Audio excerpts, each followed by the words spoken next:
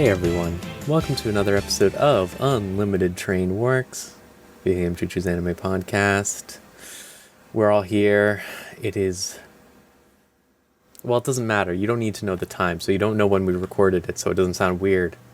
If anything happened, you don't have to know. Anyways, with me, as always, is John. Hi folks, what a season.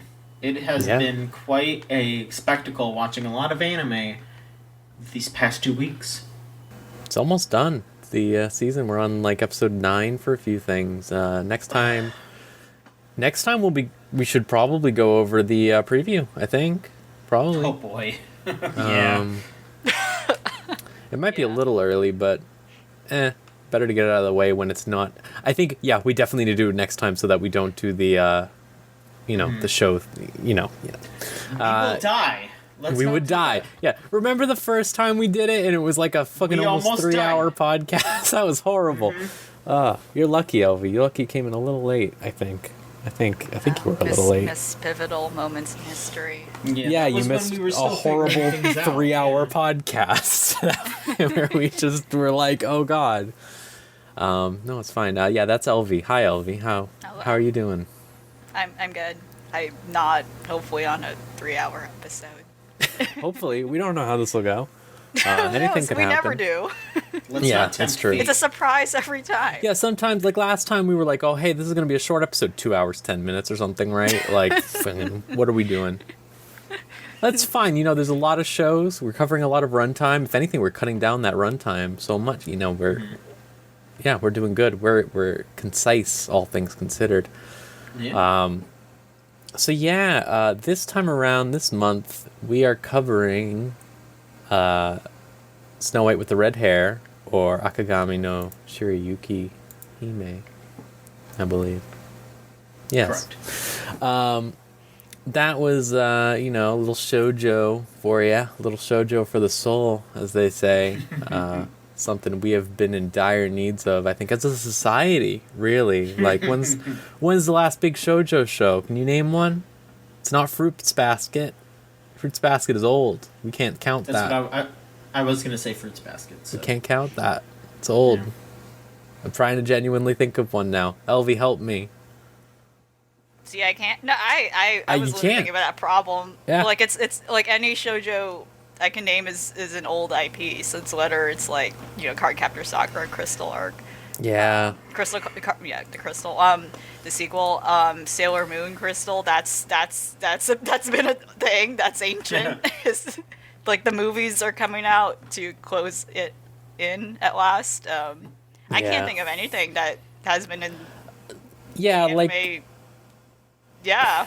I was thinking like Magus Bride is close, I guess, but even then, it's like so tangentially romantic compared there was to okay, the one thing I can think of, and I still haven't watched it, was I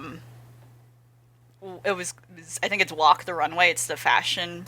Oh, yeah, I saw that one. It was like last year. Yeah, that was okay. That counts. I guess that was mildly shoujo-y.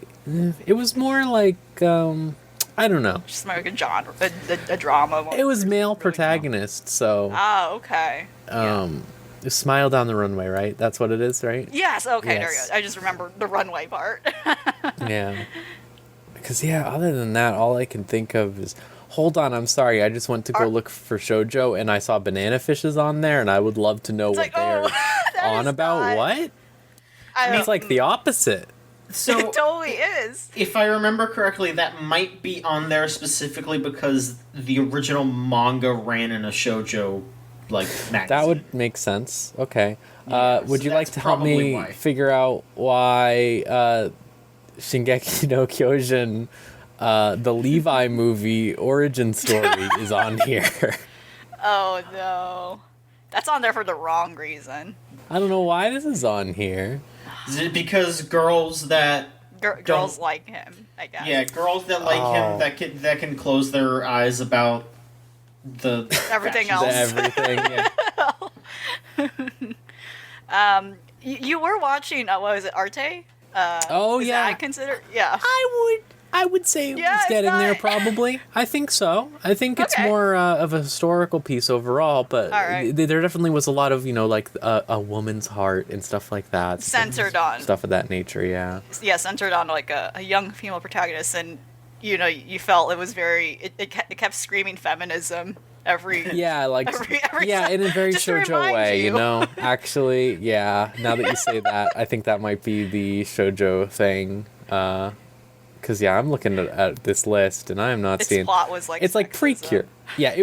Well, the plot was like insane because it was just like it was just like this line of men coming in, and just every episode, like, one goes like, "A woman, she can't make a painting," and then like the guy would go It just like, needed to remind you in case you forgot. yeah, and then she'll be for like, some "Really? Then I'm going to draw 3,000 paintings in 4 hours," and then she's like bleeding on the floor, dead, and then they're just like, "My God, she really did it.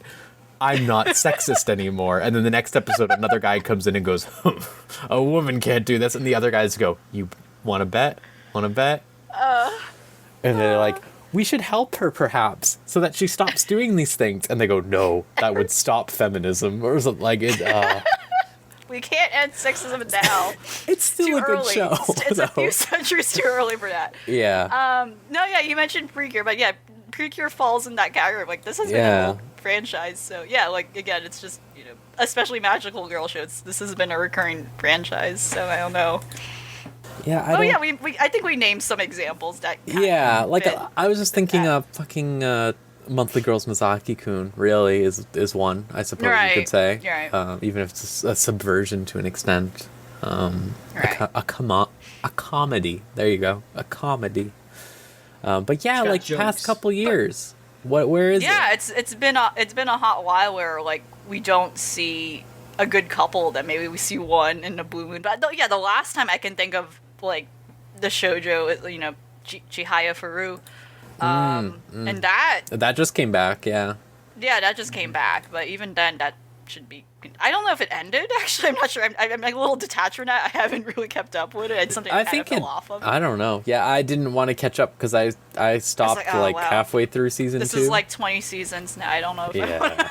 Yeah. I heard the movies are fun. I probably should watch the movies and see how I feel Should get about back that. on it. Yeah. The live action movies, but yeah, I haven't heard a peep about that stuff. I don't know, like, once again, I don't want to paint a blame on one thing, but isekai, It has destroyed the industry. it has destroyed It anime. has, If anime yeah. hasn't destroyed itself yet, right? But that could be, I don't know, that could just be it. Just the oversaturation of that genre hasn't helped shoujo. Definitely. Yeah, the rise of Which harem. doesn't fit like a lot of, I guess, the themes you see a lot in isekai, where a lot of them are very, guy centered. Yeah. What do you think they are? Very a lot of them. specific, very specific. We're seeing things like the spider isekai, and then the villainous otome, the yeah. villainous isekai genre. Villainous but is then basically we're not that. seeing a lot of them. We're not seeing a lot of them get adapted or gain the marketing Yeah. boost the same way, obviously. So yeah. Now that you said that, the villainous is very. I think that you could make the argument that villainous is a shoujo. I think you could definitely make that argument. Oh yeah, yeah. Oh yeah. So I don't know about there's that. spider isekai though. Yeah, I don't know about that one. I don't know. That is something that is genre bending. I think. Yeah. Well, we'll talk about that later because we are on a tangent. Oops. But yeah, Snow White with the red hair is what we watched because we needed to make up for that lack of shoujo, as we said. So I picked this one. This is from 2016, so it's not that long ago, really. But it feels a little older. Is it just me, or does it Yeah. feel a little older? I think I did mention that it does feel older for some reason. I don't know why. I believe don't that's know. because the manga is from the mid 2000s. Ooh. It started in Oh, wow, 2006. Yeah, and yeah. it's interesting that it got an anime so late, but I guess they got the anime for the 10th anniversary or something like that, or just That's about. interesting. Yeah, I wonder how that works because it is such a gap. But yeah, so it's about Shirayuki. She's an herbalist. Always a great start to any story when there's an herbalist and she's the main character. some Atelier stuff. She gets like harassed and by sheer chance just gets to meet this prince in the woods, and the prince takes her away to his country, and they develop a relationship. This is my most vaguest of trying to boil it down to the basics, where she tries to make her career as an herbalist, and try to be as strong as she believes her friend the prince to be. So the main characters like Shirayuki, who's voiced by Saori Hayami, who is a very iconic voice actress, I think. You recognize her voice anywhere the second you hear it. She was Claris in Sakura Wars. She has that very distinctive voice, I think. I forget who else she is, but she's in a lot of things. There's Zen. He's the prince. He's the second prince in line for the country. He also has his brother who is twisted, Aizana. He's fucked up. He's a sick man. I don't know what's going on with him. But at least he has good politics, I guess. We'll get to that later. There's like some kid. I don't know why there's a kid. That guy's weird. That guy has issues too. Not really, though. He's just a kid. I don't know. He's just a kid. The boy herbalist. Yeah. His name is Ryu. I don't know what's up with him. He's the weirdest character to me. He's kind of pissy, yeah. He's just weird. I don't know, because they don't like really portray him as a super duper genius or anything. But He's just there. He's just there. Because he's like 12. Job. Yeah. There's Obi, who, every shoujo anime needs this character to be there. Yes. He's just a little twisted guy who hops around and is like the darkness boy option, I guess you could say. I kind of felt like he was maybe the shoujo equivalent to the best friend who gives you the stats for your route. Yeah, sure. Like he's basically like, hey, all right, I'm gonna tell you. I'll tell you how your standing is with the girls, basically, or with the guys this time. He's the secret character. I get that. Yeah.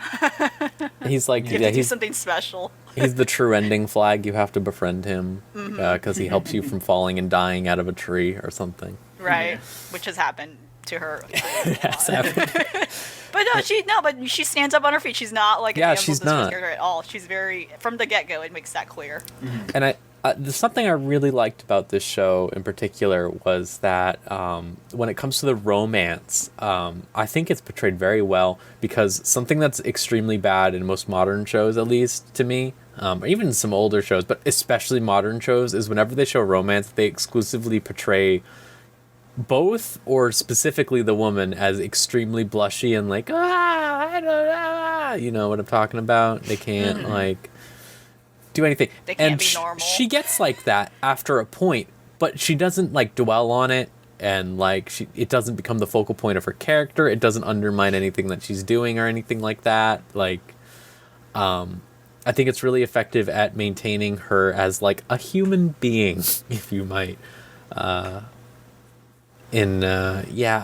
was something I really appreciated. Was it just felt so natural. The fact that their romance builds over the course of the 12 episodes of the first season, I think works really well. Instead of putting it off forever, like a Nisekoi or something like that, having. I do want to say just real quick, because I don't mean to interject, but I think it fits in here. You mentioning how she is very much she is blushy, and she is falling in love and all that over the course of this.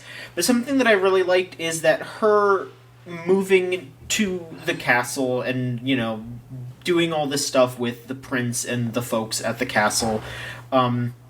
She's not just moving there to be with the prince. She's not just moving there for whatever reason they come up with. Specifically, she's there to further herself too. She is an herbalist back at her where she came from, but at the castle, she's able to interact with, like, higher quality, herbs and all that, and she's able to work with people, and she's able to help more people, So she is, she is not just going there to be with a man, to go with this romance plot. Even if she didn't hook up with this guy, she's still doing stuff for herself. She's still improving, and that's really cool. Definitely. And I think the whole angle of herbalist is great. Like I said at the beginning, like, I love that stuff. I would just watch an entire anime of a woman putting herbs in a pot and saying what it does. That would be great. I'd love that. Like little 5-minute long episode things where it's just like a girl explaining like a potion and just come back next week. Like, straight up my favorite stuff in Magus Bride, to an extent. Obviously I like a lot of things, but they're the parts where she's making like some ridiculous spell or something like that, or she's learning how to do something.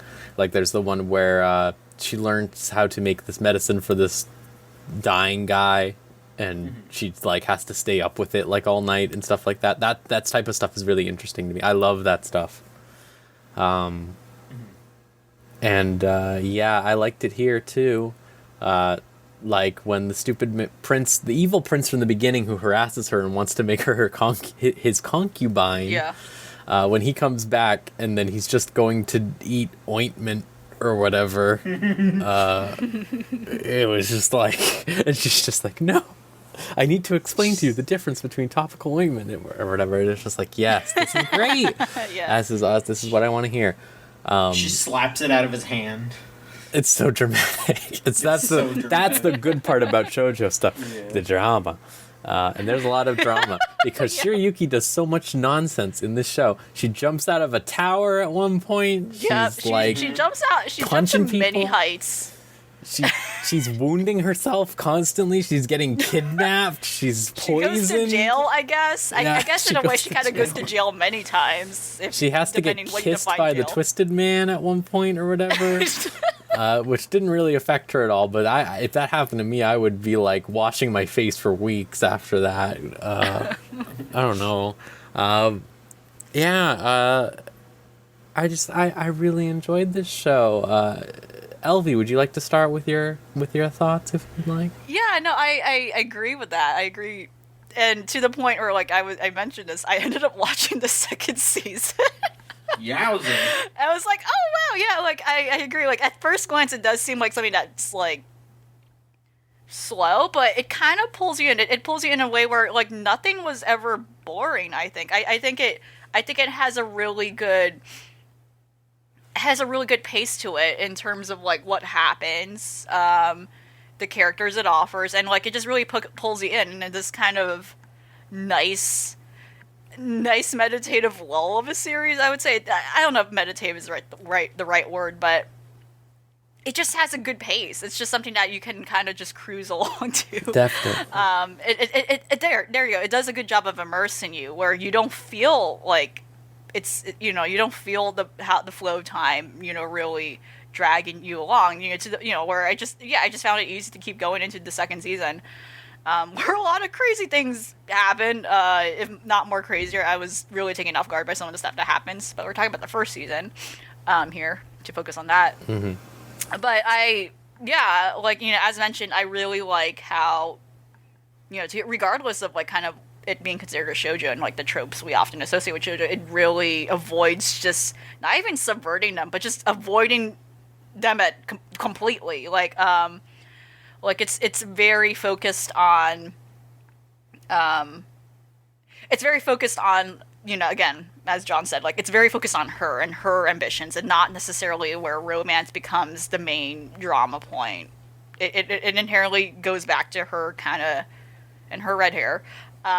It inherently goes back to her being an issue, like from a weird like political sense of what this world is trying to imply, and like what's the deal with her. But it has nothing to do necessarily with the romance and like quote unquote romances, if we want to be vague about it.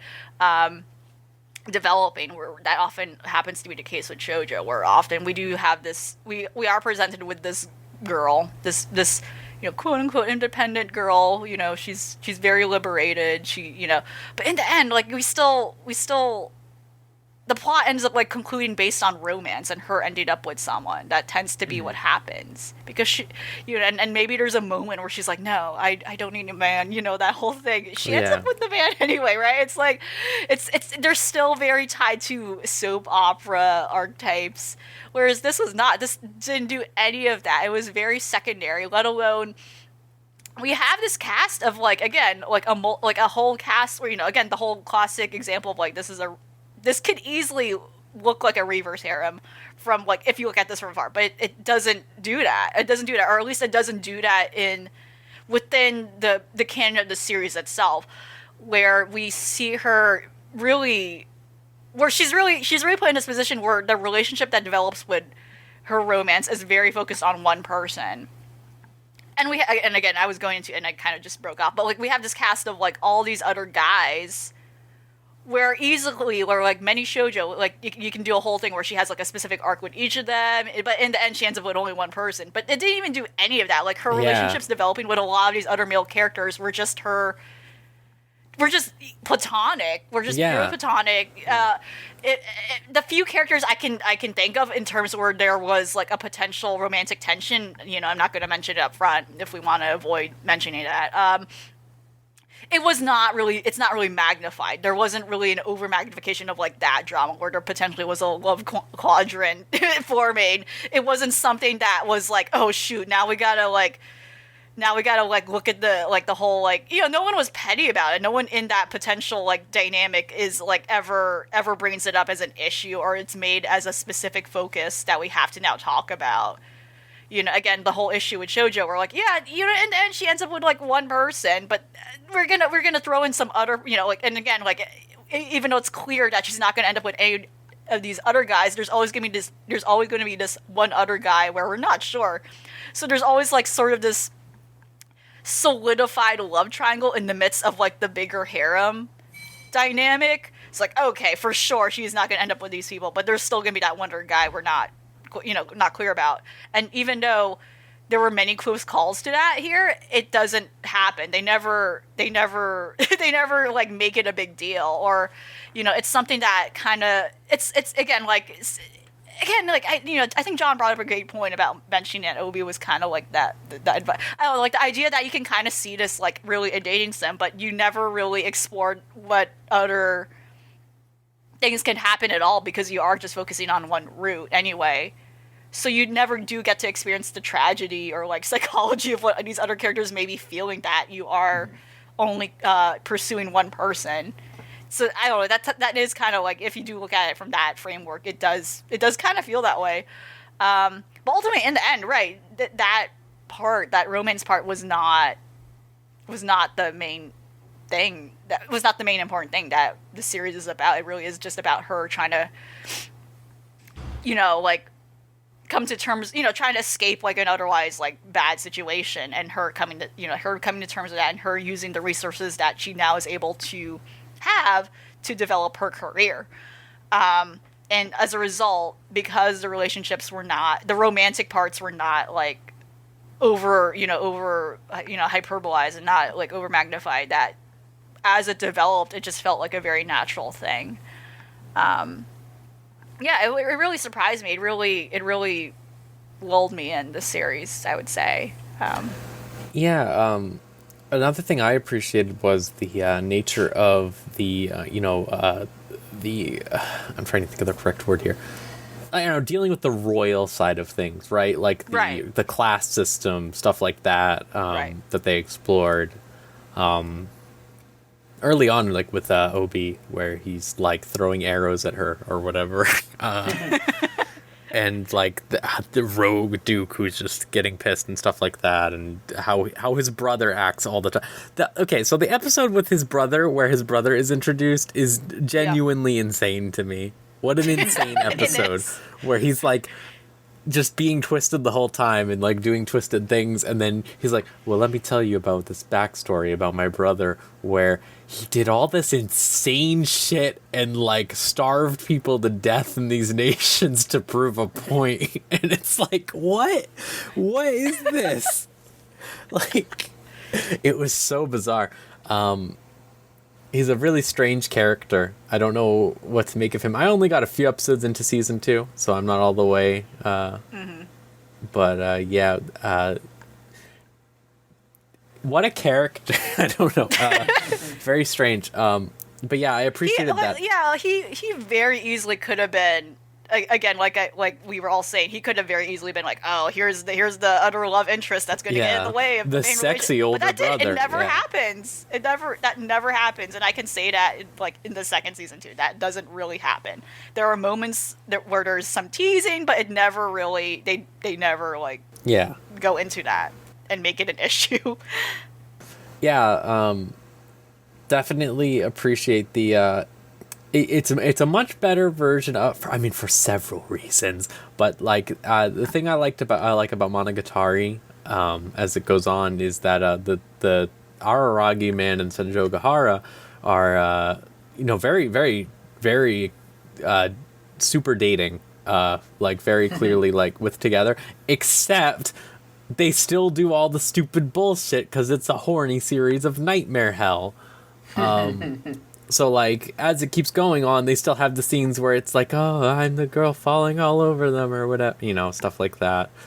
And it's just like, man. But here, it's like, they're just, like, saving her from falling out of a tree and going, damn, I can't believe you fell out of a tree and stuff like that. Like, that's it. Yeah, like, they don't, like, blush. It's like, oh, no, I saw something. Yeah. They don't, they're just being normal. They're just doing their job of being polite to this woman who's in danger. The 12-year-old gets like a little blushy, but that's just because he's never interacted with a human being before, it seems like. He's also 12, so... Yeah, that's what I mean. So it makes sense for him.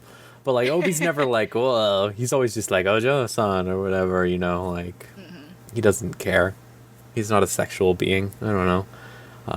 Yeah, they're not animals thinking about like, oh wow, I'm gonna marry this woman. After catching her, which is again what happens a lot in this. Okay, stuff, but it doesn't happen here. John brought this up when he started watching it. Okay, but I will say one of the most insane things is that the way that like people talk about her hair is like, okay, yes, okay, so I get it to an extent because there was fucking nothing going on in 1400 or whenever the hell this is. There was nothing happening. If someone walked in and they had a different color hair, you would lose your mind. You'd be like, what on God's green earth? This is insane. Like, this is crazy. This is all I'm going to talk about and focus for the rest of my life. Like, was she a product of demons? Yeah, like they would go crazy. I think the main problem with at least season 1 especially, like they don't really elaborate further than that being weird. Like, they don't really like go deeper into like, okay, what is really the implications of it? Like it really is just kind of silly that it's just because it makes no sense in their universe. It was especially funny just because for maybe the first like 5 or 6 episodes, it gets brought up like once an episode. And then there's just a good drought where nobody brings it up. And then right at the last episode, they make a huge deal out of it again. Like, oh, whoa, shit, we forgot about the hair. We forgot about that. Don't worry, everybody. They're like blinded by it, yeah. Don't worry, everybody. We're going to make this whole episode about her hair. We didn't forget what the show was called, all right?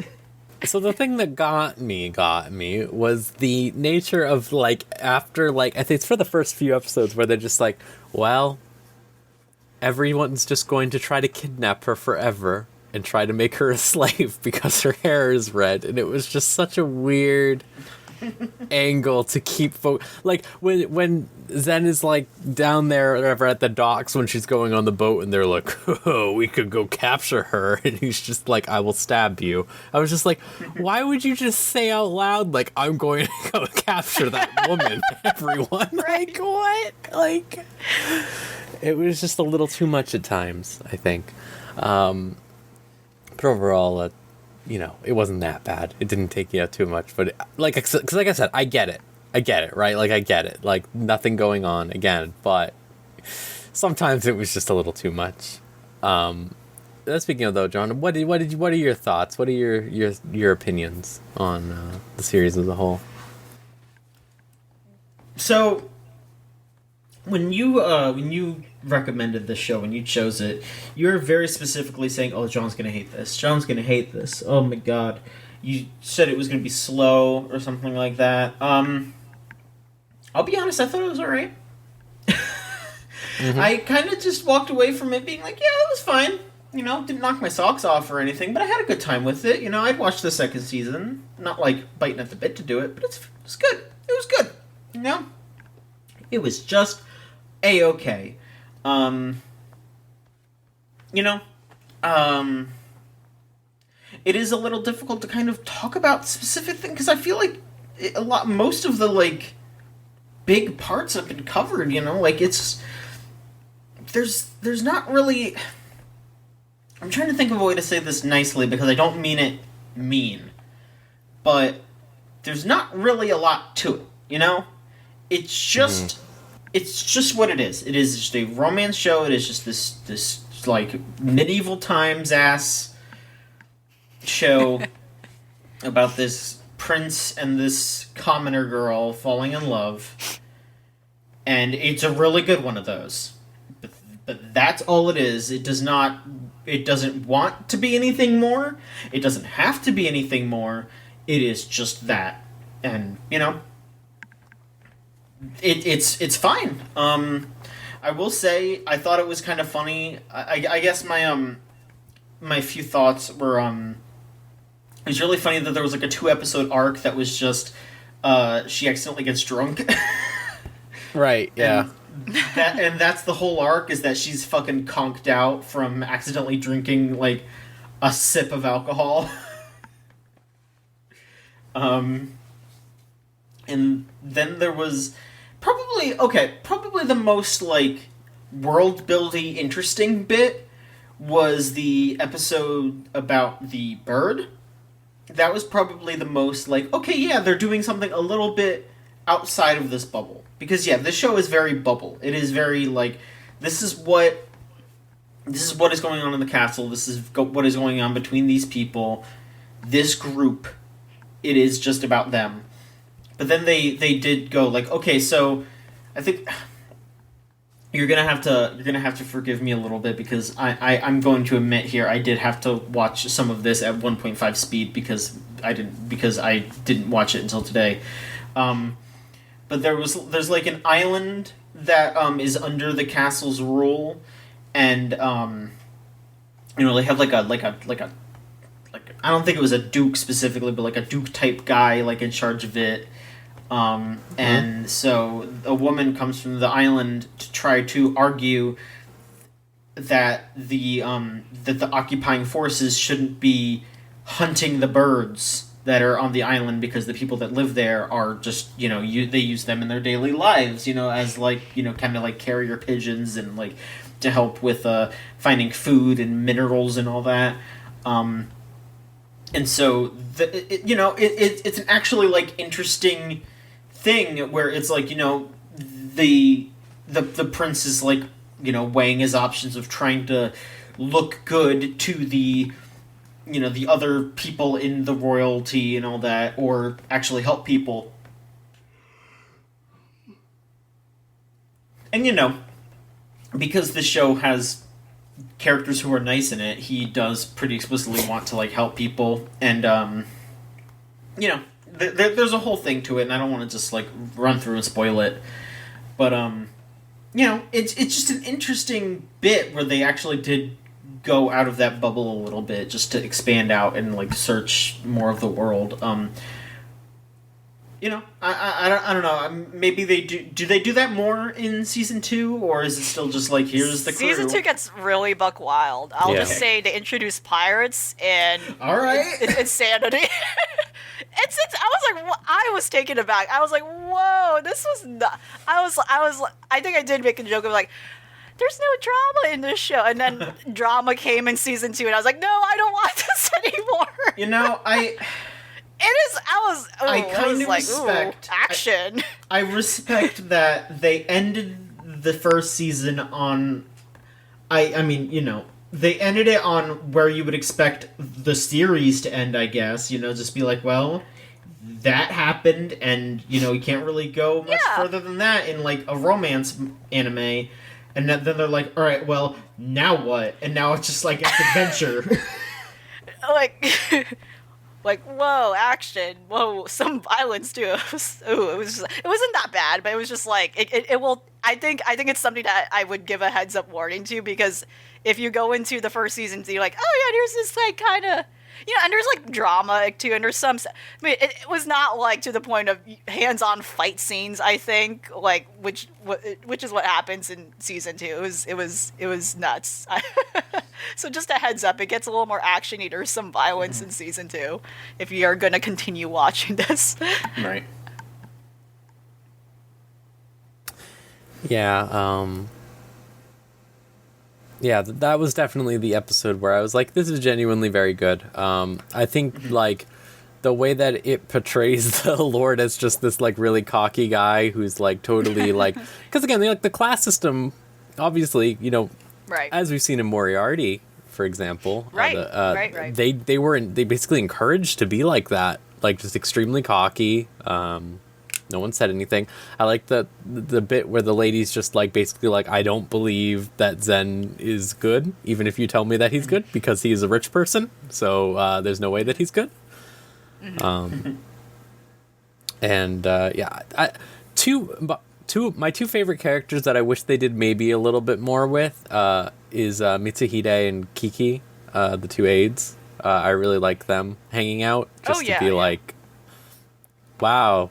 I hope they make out soon, or whatever. I just like their characters. I like how very subdued they are, and how they don't really like force anyone into anything. They're there to just like genuinely be friends, I guess, to Zen. I think the thing that makes me think is when Mitsuhide talks to Zen right after he kisses Shiryuki in the second to last episode or whatever.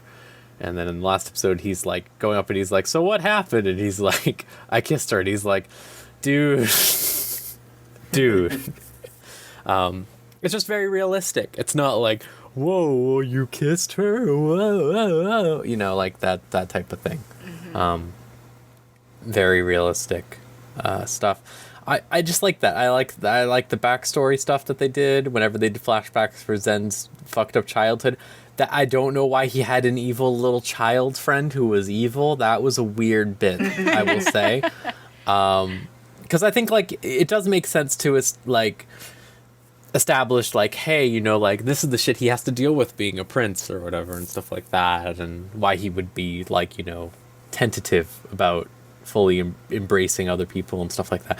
But it was just also I don't know, the bandits that hang out from this country that died, and they're like, well, what do you want us to do when the country died? And I was like, Aizana, there is a thing you could say here to these rebels that could reassure them, and instead he kills all of them. Which that was a bold choice, I have to say. Yeah. They probably traumatized Zen forever. Really good stuff, I think, overall. They did a great job there. I really enjoyed watching this. I enjoyed this as a break, because, again, I've been missing the shoujo. I used to be a big shoujo head back in the day. I still haven't watched the new Fruits Basket or anything, but now I'm just like, man, if I rewatch Fruits Basket, it'd just be like the old shit, I need this new breed. I need newer, fresher shoujo that respects women. And not that Fruits Basket doesn't respect women, but, it's a little too, will they, won't they, as they say. Right. It's I love Fruits Basket, but yeah, it's very soap operatic. It's like, oh god.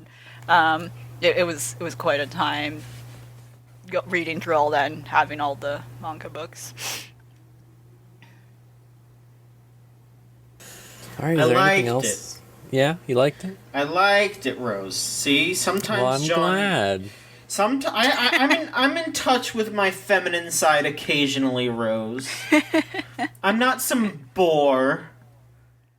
Listen, I didn't say that. I was just thinking about Hatsume and Mikochi or whatever, where we were just like, we need to make a rule against boring shows. That's what I was worried about. Where you're just like, oh no. This is paced well. This show is paced very well, and we don't have too much to say about it. I would say, because it is just what it is. But it's not like it has any like hard themes or anything like that. I mean, there's some conversations about class here and there, but it's not anything too heavy. It's just kind of like, man, wouldn't it be fucked up if people who lived in a castle killed people who they were supposed to be in charge of? It's like, yes, it would. Period.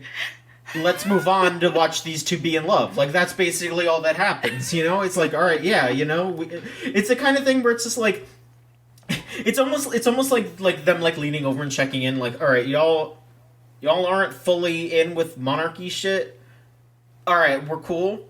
Okay, let's get back to the hot prince doting on the girl. Okay, let's do it. Yeah. All right, we're cool. We're cool. We're cool. Like that was basically what was going on. It kind of is like a weird utopic fantasy thing where it actually.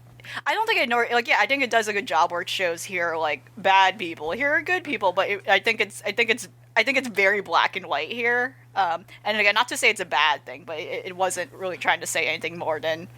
Yeah, there are like bad people I don't know. It just wasn't really saying anything. It's like it's having its cake and eating it too, but like right. not in a bad way. It's just like right. We're going to acknowledge that class war is real and that it fucking sucks, and rich people are you should not trust a rich person, but also, wouldn't it be cool if a handsome prince was supportive of the things that you want to do and thought you were really pretty, and that's all it fucking is. It's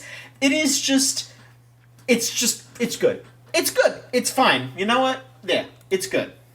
Yeah, I mean, yeah, I think it did a decent job showing that Zen is again just an example of someone who just wants to be a normal person, and like he did, but not the exact. Like you often see it as like again a trope that I think it manages to avoid, where like, oh yeah, someone from like a nobility or rich, and then like they fucking hate it. They're like, I hate this. I don't want it. They don't really do that with him, but they do make a good case, I think, where he just really does want to be a charitable person, but again, because of Joker voice society. He's just doing his best at the position he is in, and that's that. But it doesn't need to go deeper than that. Yeah. All right. Do you want to read the opinions you got? We do. So we have opinions and questions here. All of them are tied in with this show. So We'll just go through everything. We don't have any other questions after this. Do you want to do questions or opinions first? We can do opinions. How about opinions? Then we do the question. Okay. Gregory Zero. If you want to send one in, it's videogamechuchu.tumblr.com/ask. Gregory Zero says, Shiryuki Hime is a breath of fresh air from the will they won't they relationships in most anime. Not very often you get a couple actually say the words I love you, let alone in the first season. The setting is pretty well established, and there are plenty of great characters that keep things moving just when you think things are going to slow down, and I mean this in a good way. The show did get a dub, but I can't imagine why you would watch it when the original is basically Hiyami Sayori porn. Yeah. Like I said, she's a very popular voice actress. She has a very distinctive voice, because she's always like this. Yeah. This one is actually a combo opinion question. So this is from Skull Spencer, a resident skeleton, who says, this is one of my favorite shows, at least when I watched it years ago. I found it to be largely good, what you might call harmless or unassuming in its goals and execution. But I want more scathing criticism of this thing that I love. Are there any parts that you absolutely did not like, and why? Are there any parts you would change, and if so, why would you change them? See, yeah, I don't know. I don't know, dude. This was fine. I guess, and I guess to avoid veering into, again, I'm going to be careful here since not all of us have seen the second season, but I think I definitely have criticism of the second season. Again, and largely because of the crazy, like, tonal change that I think could have been handled better. Okay. It just, again, if you're going to see it, it just gets wild. I was like, whoa, someone is getting, like, hit. Like, and they're just, it was absurd. I was really taken aback. That was really kind of what sticks out to me. It's from the second season and how I think we just suddenly get thrown in a roller coaster of stuff when nothing happens, like offensively in the first season. Not that I would say anything is offensive in the second, but just like, again, like just the whiplash of like, whoa, now we're like an action show, and here violence. Yeah, it's again just a heads up of that if you're gonna keep watching this series. But that was kind of my criticism. It's not to do with the first season; it's actually with the second season. There might be other things. Like again, I think that's what stuck out to me. So, I guess here's my criticism. Ready? The soundtrack. I think the soundtrack has 3 songs. You're right. And they use one of them primarily. One. Yeah. When he Abaddon's her, like, it's the same one. Yeah, they use that all the time. The exact same romantic. And it's just like, I think about, compared to another shoujo, for example, Magus Bride, right? And Magus Bride has an amazing soundtrack, I think. Like, it has a couple songs that they use a lot, but they're not the only songs. And when they use them, they're very subdued songs comparatively. Right. Whereas this is an outrageous, like, violin insanity song that's just like, chill out, Disney movie. You know, like, it's like a 1950s Disney movie. Like... Yeah, it's a little too much. Three moods. Yeah, danger, sad, or wow, romance. Yeah. Yeah. And it's like, it's fine. It's perfectly serviceable, but I think it could have been a lot better. Like, I say this and I can't even bring them to mind right now, right? Like, that's the main thing that's getting me. They're like, forgettable. It struck me out, but like, I could not tell you what they are, and I think that's the biggest problem with them. It's just so genericized. Yeah, that's what I'd have to say. I don't fucking know. I really couldn't tell you. Like, you know, it's this kind of thing where it's just like, see, it's hard for me because it's like I don't feel strongly enough to be like, oh my god, this like dragged it down, you know? Because like it was just okay, so it was fine, you know? It was inoffensive. I feel like I feel similarly to you, Spencer, but just like turned way down. Like, it is harmless, it is unassuming, it just goes. It like it's like, if I say that something is in one ear and out the other, I feel like that has a really negative connotation to it. But I mean it to this in like a very nice way, that it is just like this nice, soothing thing that like you don't feel bad about. It just happens, you watch it, you have a good time, you're just done with it. Like, that's it, you know? Maybe I would just, like, I would be tempted to say, you know, maybe I want something spicy to happen, something more exciting, but then I feel like Elvie's talking about this monkey's paw wish where season 2 is just everyone getting beat the shit out of each other. It was so sad. But everyone turns out fine. I'm gonna say it. That's not a spoiler. Like, this is a show where people turn out fine in it. I mean, then I mean, that might still be my wish. You know, I want people. I want there to be more crazy shit going on. But, you know, as long as everyone turns out okay, I don't want people to die. I'm not going to be like, damn, we need some heads to roll. You know, I'm not going to say that, but it was fine. It's okay. Let's see here. Robin actually sent in 2 questions. One of them is, I guess, I don't know. Actually, they're both pretty alright. I was gonna say one of them is maybe more charged, but you know, we'll see. Wow. Okay. Let's see. First one here. Should characters in anime acknowledge their Technicolor, how Technicolor the cast's hair is, or should they all pretend everyone has shades of dark brown? What anime color would your hair be? So that issue is always so weird because a lot of shows are not consistent with it. Like, and this is the case here. But I don't think, like, again, sometimes, you know, when we look at anime hair colors and cartoon hair colors too, in general, like, oh, the joke of like, everyone has pink hair or blue hair. But then, the discussion around whether or not that should be taken literally is always inconsistent, because sometimes it is outright acknowledged, such as the case here, where, her red hair is like a plot point, but meanwhile, there are other characters with like blue hair, and that's not, it's very, and it's not clear as who we're supposed to assume just has normal hair color. But it's just translated in that bright hair color as us, the audience, and their character designs. It's not meant to be taken literally. It's same with character designs. Like, a lot of anime characters have ridiculous, like, outfits that don't make sense with the setting they're in, but it's actually not supposed to be taken literally. Gosh, I wonder what my hair color would be. I don't know, I just like purple. I think it would be some sort of shade of purple. That'd be nice. And it's still, I feel like darker colors fit better with framing my head, so I just some sort of darker color. I don't think a bright hair color would work well with me. Just trying to picture it, it's like, oh, that wouldn't work well at all. I've thought about going silver. Ooh, okay. Like a not like a Zen, or like a kind of like a Zen. I mean, like a little darker, or like a Sephiroth. Oh yeah, Sephiroth. That's silver. Yeah, I'm thinking like a bright, like not like blinding bright. Like I'm not trying to go like white. Yeah, there's like a sheen to it. Yeah, that's compared to gray. I've been thinking that. I don't know. We'll see. Yeah. I gotta let my hair grow in, because I did just get a haircut and I feel like I look like a mutant. But I think that might just be because I can see my ears, and I don't like being able to see my ears, like the top of my ears. I don't like to see the top of my ears.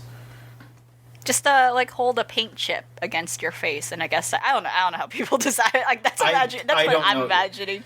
My ma is actually she's a hairdresser, and she does hair color. So like if I want to color my hair, she will do it for free. But okay. I don't know. That like thing is that like I feel like getting a haircut is one thing. Like trying out a new haircut is, like your hair will grow back and it won't be too long. Dyeing your hair, I feel like I'm a little scared of that. I don't know. We'll see. Yeah, it's a whole process. We'll see. We'll see. We'll see how it goes. I'll think about it. Maybe in a few months or something, I'll show back up and I'll be rocking the Sephiroth. Who knows? I think dark red for me, like dark red, like not like a Shiryuki or like that, like the dark. Where people want to kill you for some reason. Yeah, no, I'm trying to think of the term. Not auburn, right? Or maybe auburn. I don't know. Yeah, just like kind of close to a brick or mahogany kind of. Yeah, mahogany. Yeah, like little, that. Yeah, that's what I think. Rose, I know you have I know you have really long hair. When if you did dye your hair, would you want it to still be super long, or do you think you'd cut it? Probably still long. I think it would depend, I guess, but because like I think because I've dabbled in wanting white hair occasionally. Right. I think if I did that, I would go short. Okay. But if it was dark red, I think I'd keep it long. I think that would look good. I think like Elvie did say. I know she was saying for herself specifically, but I think dark in general helps with a longer hairstyle. Right. Yeah. Because it really helps shape things out better when you have that flowing thing behind your back, the back of your head and stuff like that. If it's really bright, it looks weird. Because it will really stand out if. Most, I don't know, like 50% of your appearance, which would, if you have really long hair, I don't know, that's probably an exaggerator, but like most of your appearance is like, if you have long hair, that's what you see first. So for you to do like a brighter color would be, that's something you have to be careful of, depending like how you feel like you would look with it. You have to recognize that will be the first thing people will see with you. Mm-hmm. And I guess that's why anime characters scream at people who are also blonde, because they're all American for some reason. They're like, whoa, that's too like the red hair color. That's blinding. We don't like that here. Sticks out. All right, and here we go. The last one here. I don't know why I was like assigning specific spice levels to this. I guess it is a little spicy. Robin also asks, Reverse harem or harem, which is better? I have to look. I have to look up the specific, like, when we're saying harem versus reverse harem. So like all girls versus all guys? Is that because again that's so I use that term like earlier talking about this because it often is used to refer to the girl like amongst many men, right. many bachelors dynamic. So if I'm wrong, oops, I do apologize. Okay, I did look it up, and that is okay. how it is. Yes, that is correct. All right. So like, in terms of watching or experiencing, like, what is this question? I guess just in general. I'm gonna draw. Okay, I'm gonna controversy here. Okay. Okay. This is gonna be a real loaded, charged statement from me. Okay, here we go. I'm gonna go harem because then they decide to actually give the women personalities usually. Whereas in reverse harems, they do everything they can to undermine the woman's personality. Ooh. You know, as per our shoujo discussion, yeah, that's unfortunately true. Yeah, it's just like because they get everything all dynamic, and then like the girl's just basically the event between them. She's just the thing that triggers whatever their drama resolution and stuff like that. And you right, you are bizarrely right. Like it often. You know, even thinking about something like Oren, like which was trying to, but then it kind of fell in that. Like the girl kind of becomes an avatar. Like she kind of becomes a blank slate when it comes to prioritizing the guy character, like one of them's arc. Whereas oftentimes in a regular harem, the Bishoujo situation, I think it feels a little more reciprocated. Like there at least is. I know there tends to be an issue too, where like, you know, quote unquote, the guy's saving the girl. You know, that happens a lot. But I think it's, you know, not to say it's ideal, but it's a little better in a sense. We kind of do see the back and forth as to how this girl is affecting this guy and how are they both improving their lives. Whereas I feel like in the other situation, the girl tends to be a one-sided situation. Mm-hmm. Where like she's for some reason romanticized and put on this pedestal too in a way that's not really healthy. Yeah. Where she has to save this guy, and this guy puts her on a pedestal, and we don't, and I don't know. There's a lot to talk about here that I think even goes beyond that. Like, you know, like why do we often see this very imperfect, like obnoxious male character too in these situations versus like this girl character who doesn't really have anything really wrong with her. Like she's usually a teenager, so of course she has problems. You know, who doesn't? But then there's nothing offensive about her, which tends to be an issue in the other situation. I don't know. There's a lot to talk about unpacking the issue with that genre. Yeah, it's just like I was thinking about like, so like, and obviously like the opposite problem happens in the harem anime to an extent as well, where then the man becomes, you know, very boring and basic, like, but like, because like I was just thinking of like some of the problems with some of the Monogatari stuff sometimes is that Araragi is a very distinctive character. He has his own stuff going on and stuff like that, but there are a lot of arcs where he does nothing and it's just there and it's all about the woman. However, because we live in a society, as the Joker would say, and power structures exist, this is less of a problem because you can go find 7 billion in anime about a man and all his pains. So I just think I massively prefer this setup. Realistically, I prefer the villainous setup where it's just all of them and they just all go to her. I think that's much more dynamic.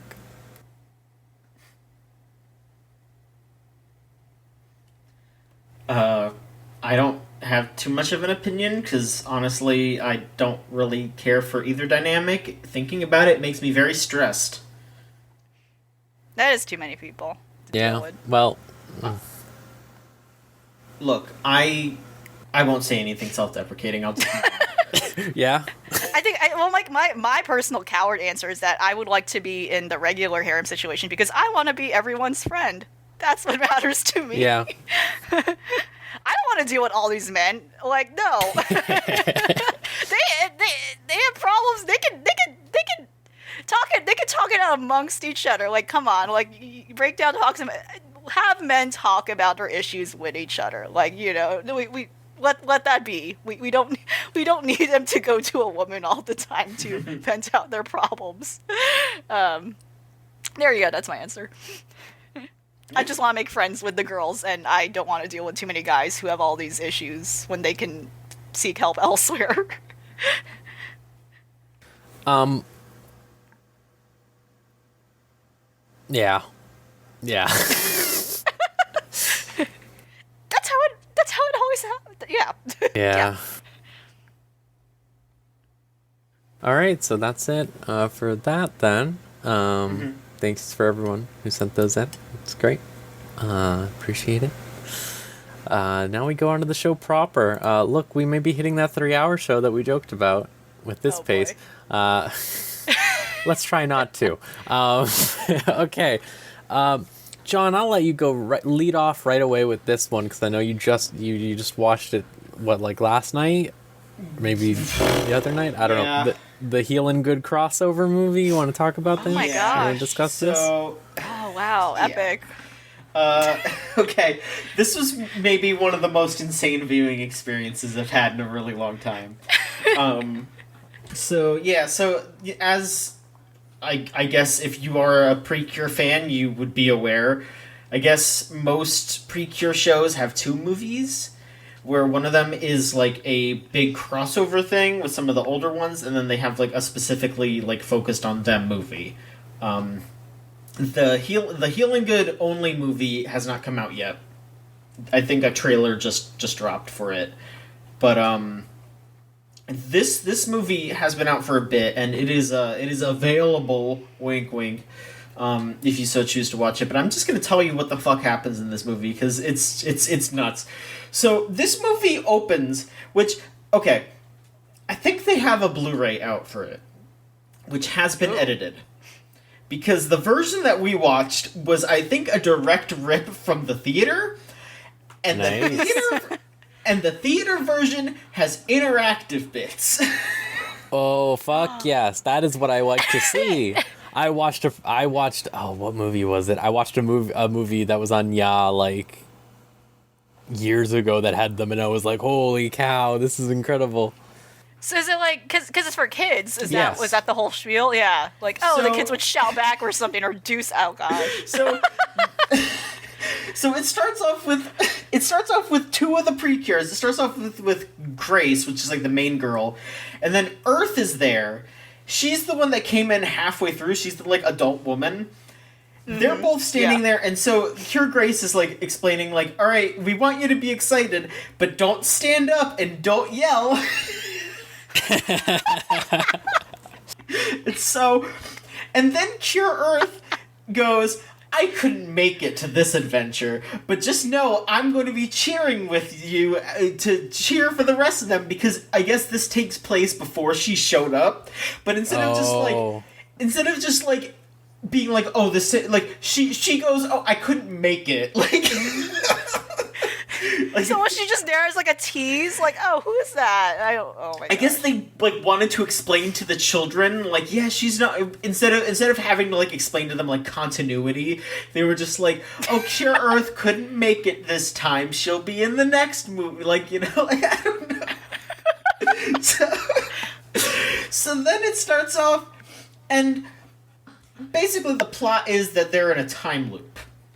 They have this like whole scenario where the animals get sucked into a portal, and they meet this little fairy, and they are given these little light up wand things, and that is the interactive bit where there's like 3 or 4 points in the movie where they go, all right, children, start waving the little wand around and turn on the light, and you're supposed to wiggle the light around to like say that you believe in fairies. It's very funny. And so they do that, and then they escape with the little. I think they get out with the wands, but they don't escape with the fairy. And then Nodoka, Cure Grace, just kind of goes about her day for a bit. And then she goes to meet up with the other girls. They're doing their homework and all that. And there's like a big explosion outside. And there's just this clock-themed villain outside of her house. Because the little fairy came to the house to try to find the healing animals. Because, she needs help. And, they fight this clock guy, but then also the commotion summons... While Nodoka was going through her day, she also ran into 2 other groups of Precures, which, obviously, I don't fucking know anything about them. One of them was, like... I think it's, like, the Hug Toe, and then the other... The baby one? Yeah, they had the baby... They had a baby. They had a baby and also, like, a man that turns into a hamster... and I think okay. And I think one of them was also a robot. Mm-hmm. And then there's Twinkle Star or some shit where they all were like artists. They all drew shit. Yeah. And they. I'm gonna be honest. They barely fucking did anything. This was a crossover in a very, I mean, they were there. They were there to like add to attacks. But this was still mostly a Precure. This was mostly a heal and good. Focused event here. So they go to fight the Clock Man, and basically he's too strong for them. And he's like, all right, I'm gonna reset the day. And it turns out that they have been trapped in this loop for like 99 days or like 98 days, and this is gonna be the 99th because he has been trying to capture the little fairy for all this time. But because they have the little wands, the healing good girls can retain the memory of the day, so that they can prepare and all that shit. But in order to do it, you have to wave the wand in the audience to make sure that it activates the power. And so they go through like another like 2 loops or something, trying to figure out how to beat them, trying to like talk to the other Precures, all that. It's not really anything too crazy. They get to they finally are all prepared. They have a big fight, and it turns out the reason why the guy is trying to capture the fairy is because he's trying to keep the loop going, because the place where his like spirit resides is this elementary school that has a big clock tower that's getting torn down the next day. So he wants to keep this day going forever, so that way the building doesn't get torn down, because he wants to, he like misses hearing the children playing. And, he's like, I wanna exist. So, they kick his fucking ass. Nodoka turns into, like, a fucking Ultra Instinct form and just completely beats his ass. While, they're all waving the wands and all that. Everyone gets a wand, except for Latte, which was very funny. Latte's the only one who doesn't get a wand. Does she get sick at all? So, I was going to say, but... She does not get sick the entire film. Well, she doesn't get there's washed. no pathogerm, right? There's no pathogerm, yeah. Which is, obviously is bad for my for what I'm doing. But now I'm a little worried that she might not even get sick in the next movie. But I mean, at the same time, there was a post King Byogen pathogerm at the end of the show. There was still one that went into the healing garden, and then there was the whole thing where, like, Latte's mom was like, don't worry, I will glass Earth if I have to. All that stuff.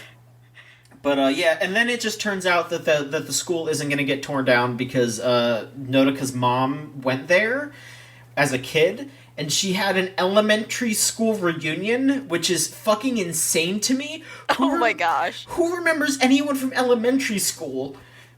That's wild. Well, they have to do it for the kids, right? I guess so, yeah. And then they wouldn't comprehend what a high school reunion is, so they're like, oh yeah, preschool. Oh, yeah. Don't worry. Yeah, I if know. You saw all my your friends kids. again. Yeah, I'll see all my friends from elementary school again. No, you won't. I mean, maybe, who knows? I'm not going to say you won't, maybe you might have friends. But elementary school Still. reunions is not A thing that exists. That I think. No. That is a little odd. And Nodoka's mom is just like, yeah, all of us at the reunion are gonna like write a petition or something to save the school so we could just turn it into an art museum or something. And so, like, the dude's spirit is still there, and he's just like, okay, I'm happy. But it's just extremely funny also that he didn't have to do that then, because the building's isn't going to get tore down, so it was completely pointless. If you just let the day pass and let the mom have the reunion, and It would have been fine, because it turns yeah. out they were. It would have been fine. Christ. So, God. yeah, like, you know, anytime that there's, like, a crossover film or some, like, non-canon thing, you know, you could be like, you know, oh, it doesn't matter. The events of this film didn't matter in the context of the film. So, I don't know, it was fine, you know, we had a good time, you know, watching, like, it's been, like, 2 weeks since Healing Good ended, and there was a, like, rousing nostalgia in the Chooch chat while we watched it, you know, we were like, yeah, there they are, there's Healing Good, you know, there's the girls, they're back, like, I don't fucking know. We're twisted.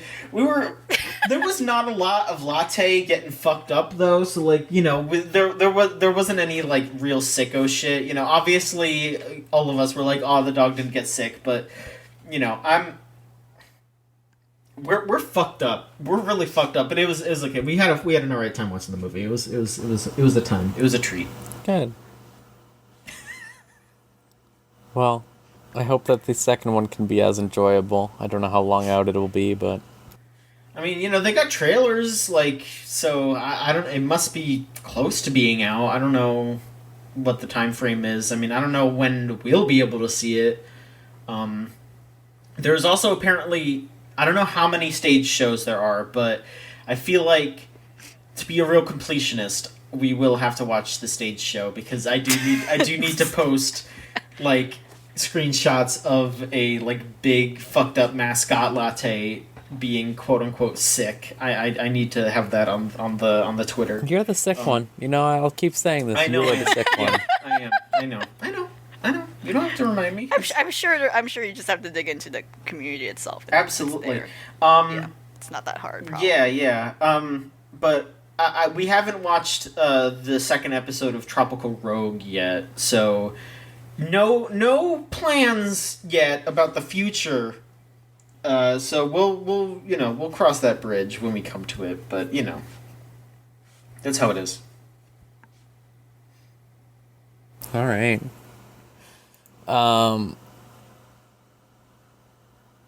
Let me see. Elvie, are you still watching Dr. Stone? Oh yeah. I'm surprised how not bad it's been still. I don't know about you, but it's Yeah, they're just staying on the goal and not veering into like, oh, we're gonna focus on this twisted character, which was a huge issue. But no, it's like, oh, okay, there's like a specific gold mine, and they're just waging war now, I guess, across the two groups. I think the only thing that's insane to me is that they keep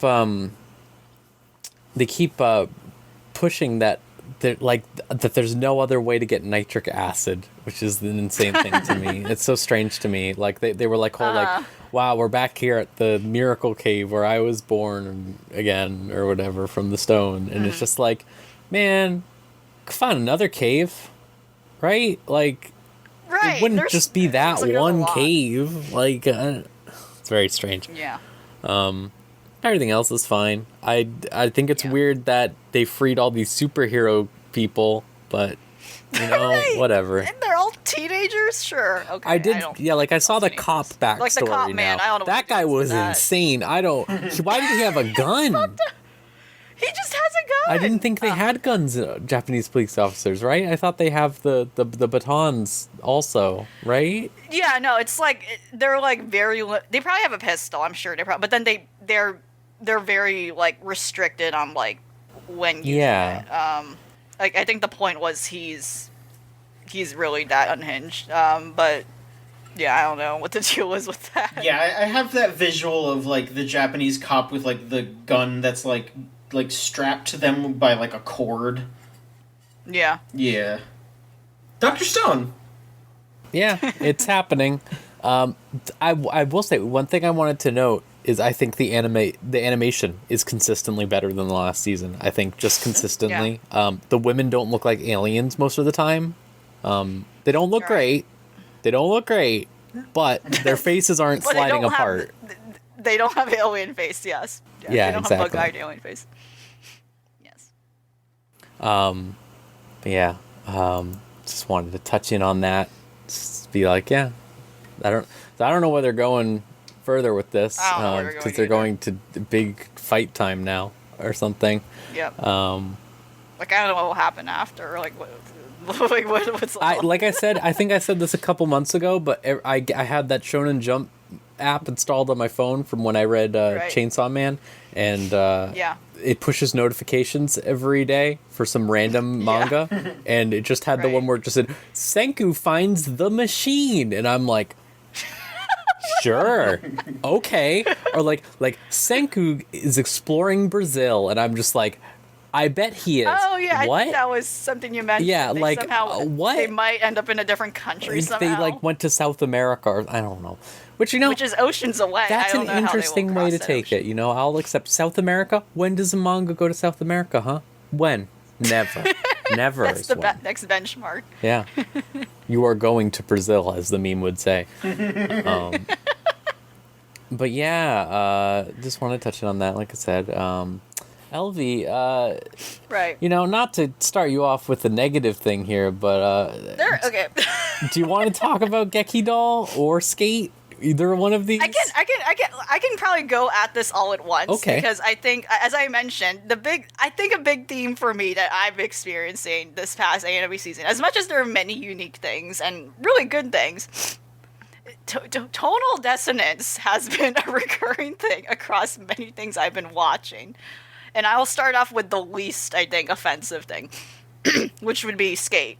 So Skate, I still recommend. It's very fun, very silly, very dumb. But now we're entering the territory where it's like ending. So now we got to go back to plot. Let's go back to, we have to, you know, they're like, oh shoot, now we got to go back why we're here to begin with. Like, what are the things at stake? And I think I mentioned before, there are 2 clown characters in this series. I'm sorry, I don't know why I'm laughing at that. But there are 2 clown characters. You know, one of them is just a guy who's like a punk ass dude. You know, he for some reason wears clown makeup. Whatever, that's his thing. But one of the antagonists, quote unquote, I don't know if that's the best way to describe it. Kind of the guy who's organizing the crazy like underground skate. They're not really underground, but the kind of like, you know, they're rhetorically underground. Like the skating tournaments going on, the crazy races. He's literally like a Joker man. He's like wearing a jester outfit. He has like a mask on. He's hiding his identity. His whole thing is like, they start going into his backstory and it's twisted. It's like, where the hell did this come from? What, again, my similar opinion about like how the second season of Snow White with the red hair goes. I was like, where the fuck did this come from? Why did it get dark all of a sudden for no reason? This is what happened here. You know, his whole conceit is that he does this stuff and he's actually part of some rich CEO company, you know, and there's like, I don't know, I still don't quite understand what's going on there, where like, what is the deal and how does this connect with skateboarding? But I don't know, there seems to be some sort of like, you know, puppetry stuff at hand, like there seems to be some sort of connection where like they're trying to, I don't know, I really don't know. I'm just watching it for the skateboarding. But anyway, it just goes into this dark stuff where, like, he was abused as a kid, his mom's fucked up, he clearly has, like, mom issues, there's some Oedipus complex shit going on here, and I'm like, what the fuck is this? Where did this come from? That's literally, but anyway, that was kind of, like, the latest thing, and now we're kind of in the final stretch of the episodes where we're gonna now put, you know, we're gonna end on, like, a big tournament thing. But I don't know, I was just like, this is not necessary. Why did they throw this in? I'm sorry, I'm like laughing at this because he's a Joker man. I got the Joker laughs. I'm so sorry. I think I am being Joker right. You are, yeah. It's too late for you. It's too late for me. But I was just, oh, well, God, why is this? It's just that serious stuff just got thrown in here for no reason. I'm like, we didn't need this. We didn't need to explain this villain at all in that way. It was just a little weird. For otherwise a show that has like a fun cast of characters that are all goofy. And, you know, they literally had like a beach episode like an episode ago. Like, where did this come from? But yeah. I think the second thing I would go into in regards to tonal dissonance would be Aichu, actually. Also had a beach episode, but that beach episode was messed up. So once again, I want to elaborate. They are all these guys, different ages. They're going through this academy to become idols, and the principal is this stuffed bear man. And immediately I was like, this is a red flag. This is going to lead into some nonsense. Yeah. Which is, and it finally has come to, it finally has happened in this beach episode. They're like going through like a haunted mansion attraction thing. The bear man has trapped them and like is trying to kill them. He is trying to actively kill them for some reason. I don't know why. But it's played for laughs, but he outright is like entrapping them and like, I don't know, making people go into accidents. And at the end, they end up in the basement of the mansion. They're like in jail. They're all like behind bars. And then the bear principal reveals himself. He rises from like a platform and he says, it was me. He like says this was like part of a challenge. Like, I don't like no relevancy at all to like their idol music careers or whatever. But then he releases them at the end, and it's fine. And that's that. They don't like go back to like what the hell happened there with him trying to kill them.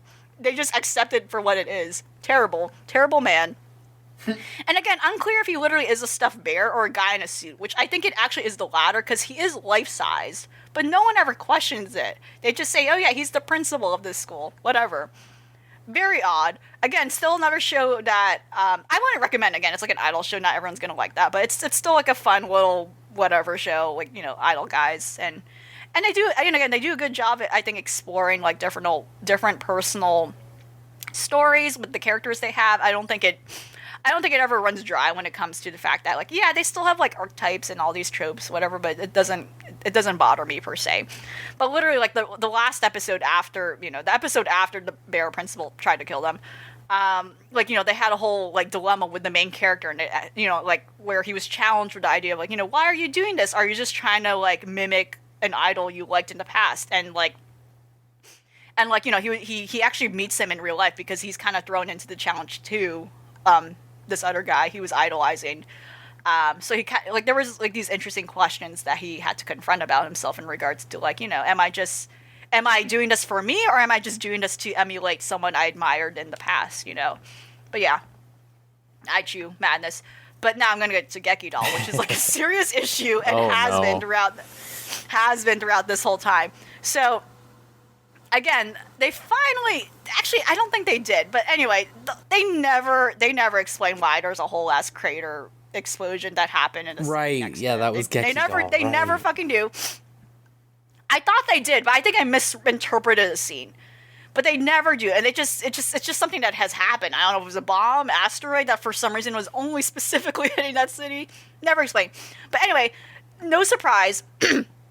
One of the producer characters, he is the bad guy. He is kind of the main antagonist here. He is out to kill these girls, I think. Well, not kill them, but he's out to, like, do something horrible to these girls because he is hellbent. They finally reveal his twisted plan. He is hellbent on, like, making that, like, destroyed city a whole like idol city or something. Right. He's like, yes. Right. I forgot about like this. A fucking Pokemon villain. He's like, Cyrus, he is hellbent on, like, very bizarre. Very bizarre. And again, deriving from like a backstory that makes no sense. Like, dude has a lot of issues. Please just go to therapy. I don't know what's the deal with you. Where again, he admired a girl in his past, and like he made a robot girl like her, and he used her to kind of like sabotage this idol group, the main character's idol group. And then now he's just going to go out of his way to like profess that, like, yeah, he just wants to build this city of just idols so everyone can just be happy in it, and there's, you know, and confine it in like a crazy bubble. I don't know. It's a mess. But anyway, that's Teamy in the background, and yeah, the whole issue with the show is that it keeps flip-flopping on what to focus on. So now it's like, now back to the group of girls. Like, they're like, oh, you know, they were kicked out of their building, whatever, the studio, and now they're trying to rebuild. And because they're so intent on, like, no, the show must go on. We've been rehearsing for this play. We had basically the whole issue is that they still have not had an official debut. That is kind of the whole problem. They still have not like properly had a proper debut show. So they've been just trying to like work around, like, you know, we got to do this. But then again, I'm just thinking about how they're doing this, but then they just keep ignoring and never revisit all the crazy shit that has happened in every other episode.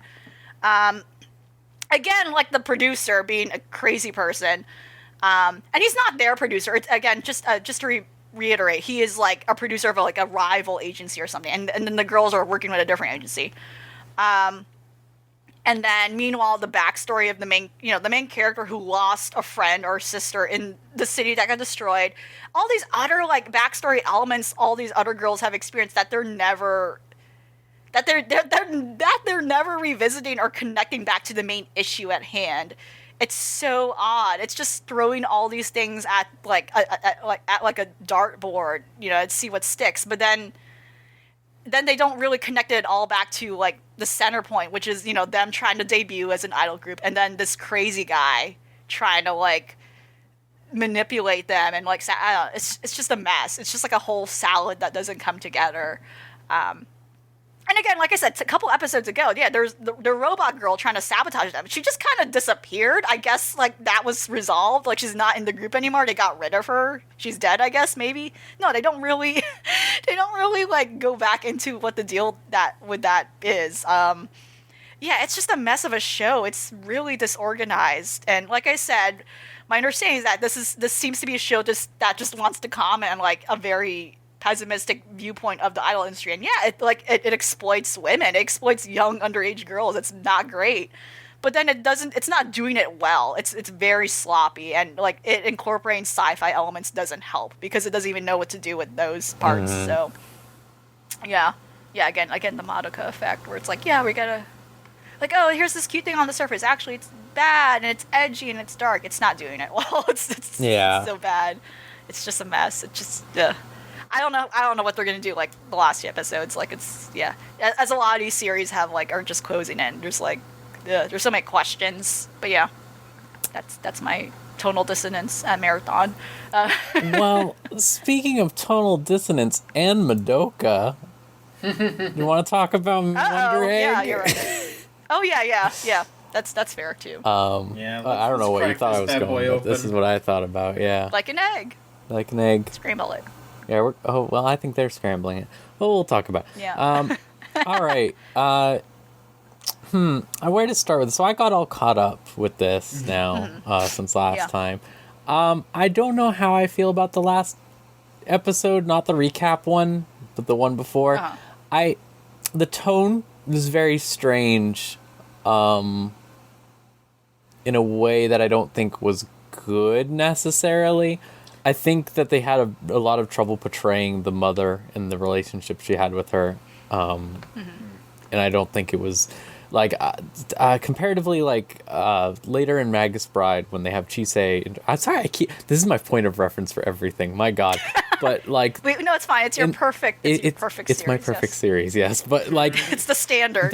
But like genuinely, they broached similar topic right there in that series later on. With her who mother. Has only seen Magus Bride sees a different anime. This is what it's like. Bride. Yeah, this is what it's like. Okay, listen, I've seen plenty of shows. Leave me alone. I know, Rose. I know. I'm just. I know. This is what it sounds like.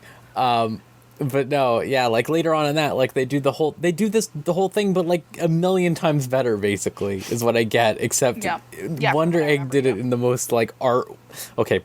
Forgive me for this art wank way possible, where it was like it's so art wank where it's just like don't you know themes. I totally get what you mean, because I feel like now looking back, I think they didn't even do enough to show the mom's case of like why she the way like it was. But I also get the series' standpoint of like we're in the perspective of these like kids, so I kind of but like at the same time it didn't really.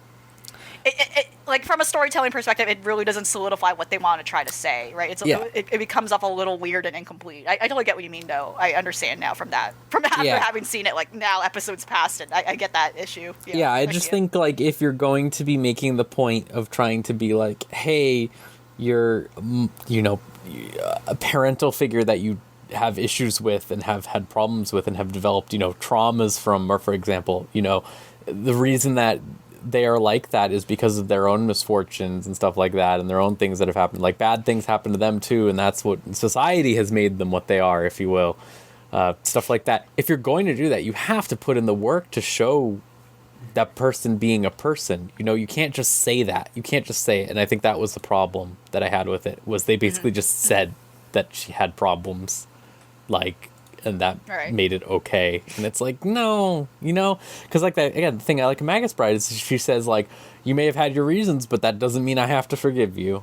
And stuff like that. It's just like, I think that's like a good way to view it. And I'm not saying like everyone has to think the same way or anything, you know.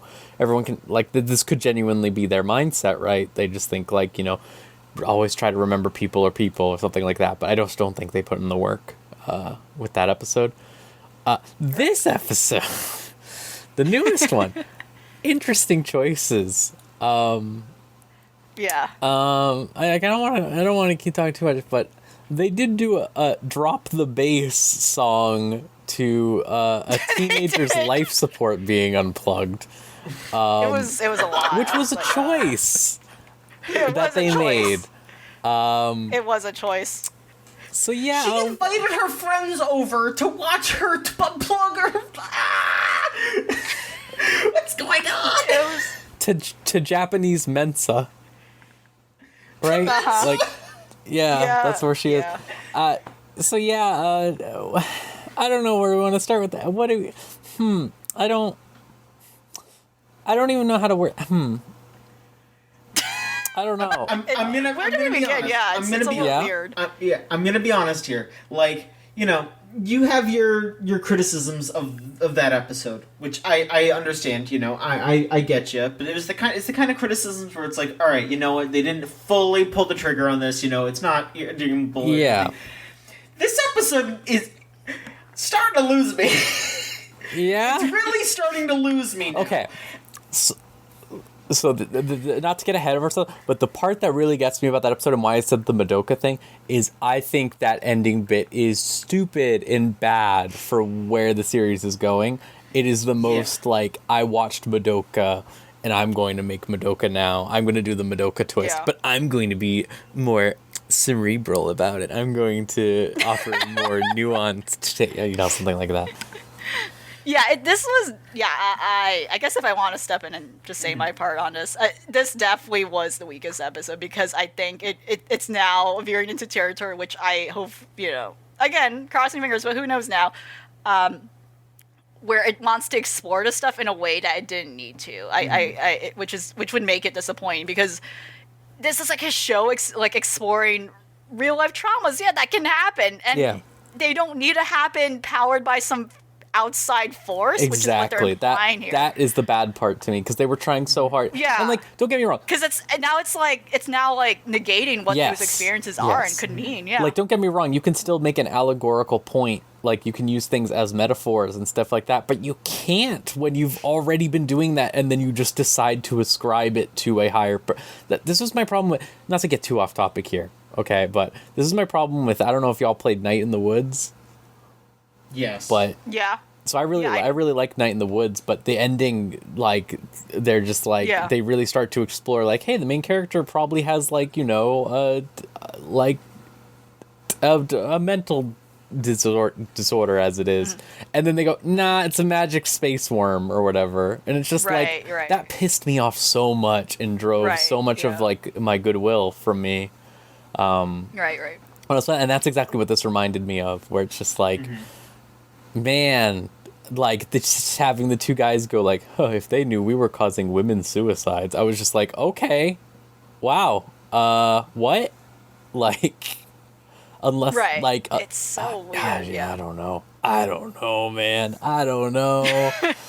Yeah, this was definitely, like, I feel like this show is, you know, like, for the first 7 episodes, it was walking this tightrope, and like it was wiggling a little bit. It's something. Yeah. And then episode 8 hit, and it was a fucking recap episode. And everyone's like, this is like the person like standing still on the tightrope, like, oh god, I'm gonna fall. And then episode 9 is them like full on going, whoa, whoa. So like these next like 3 episodes are gonna be like, this person's either gonna will they fall or not? Yeah. And I'm feeling like there's gonna be a splat. Like, Yeah. I'm not feeling too good about how Wonder Egg is get like I don't know. Like, I agree with you, Rose, that like I feel like them ascribing this to a like higher power, like an outside force, I think that pulls the rug out from under it. Like, I think that straight up kills it. I think that really fucks it up for me. And that's such a shame, Like, I think it would have been, interesting to just, like having the mannequin guys be just, like, this, like, meddling sort of force that, is more about, like, having the girls question if they really want to do this, if this is, if it's right for them to do, if,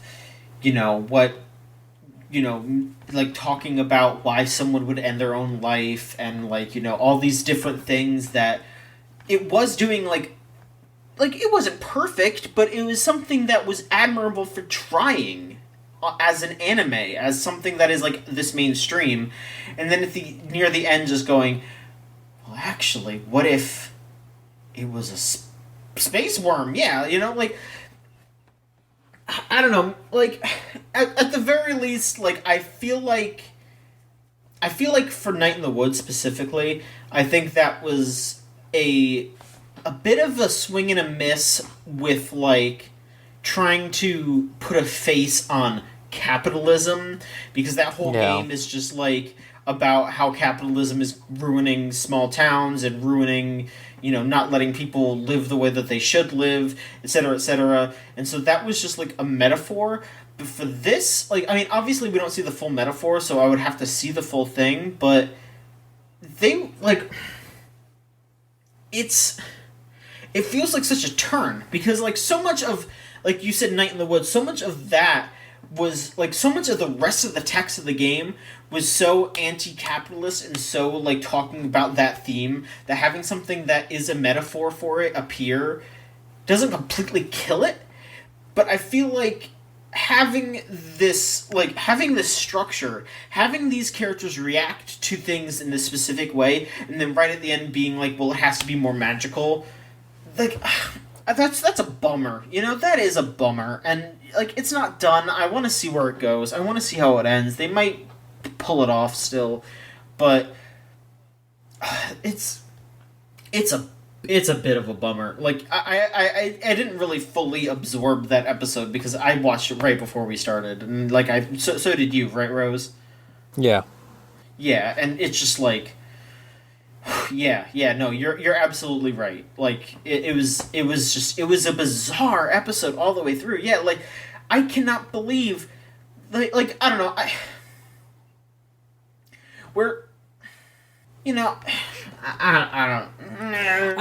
just want to reiterate, the thing that really just blew me away was, again, they turned off the teenager's life support as the beat dropped in a dubstep song.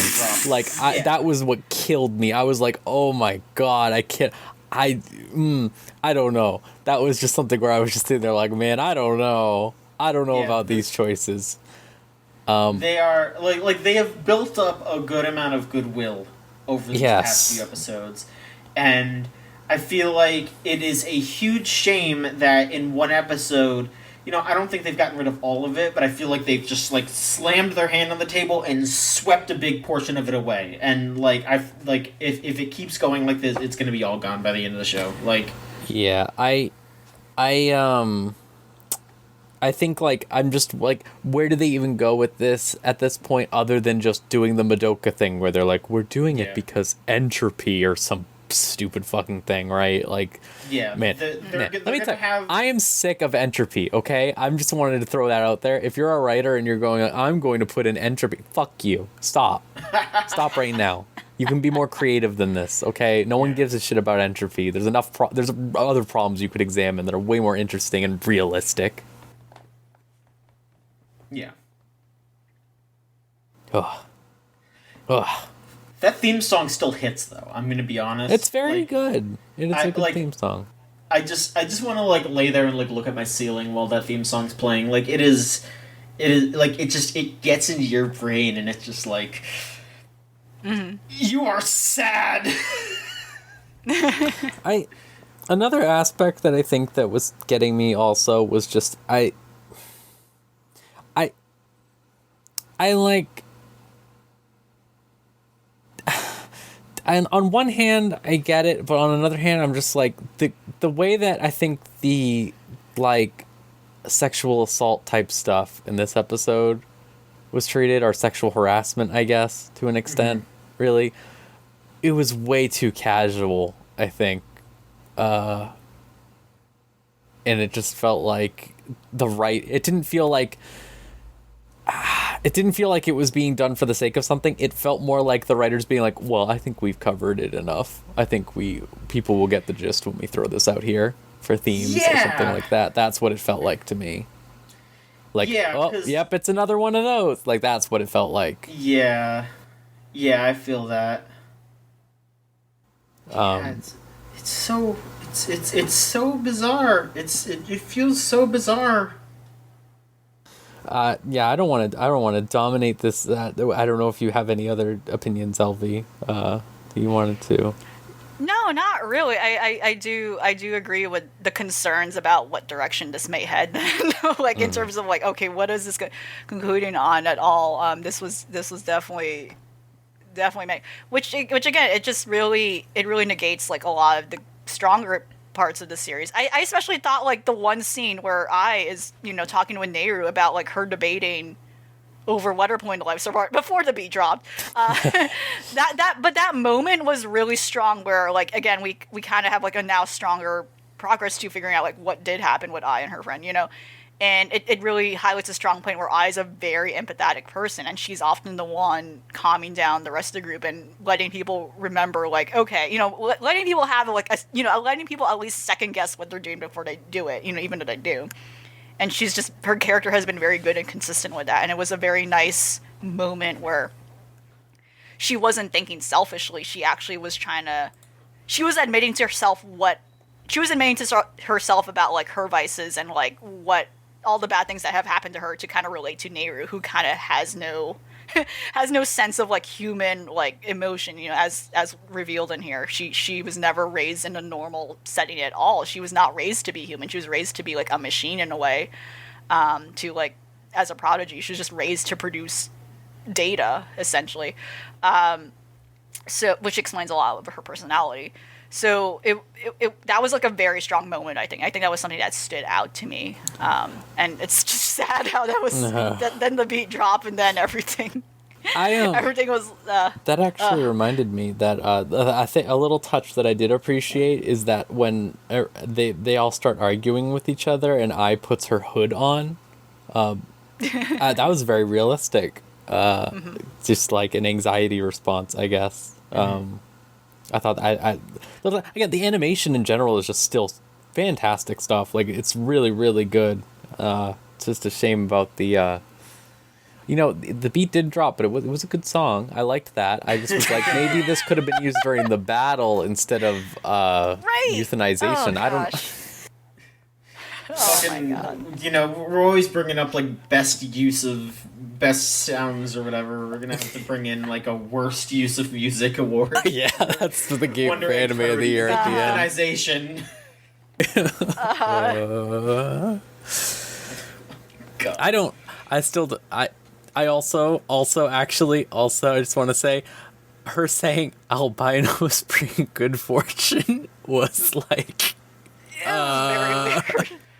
So much of the writing in this episode, like, what the fuck? It was all over the place. And her saying, what was the thing she said? The government will come for her because they need the data of an albino genius. And I was like, what does that mean? What does her being albino mean for any of that? What does that mean? Who is the government? What do you mean the government?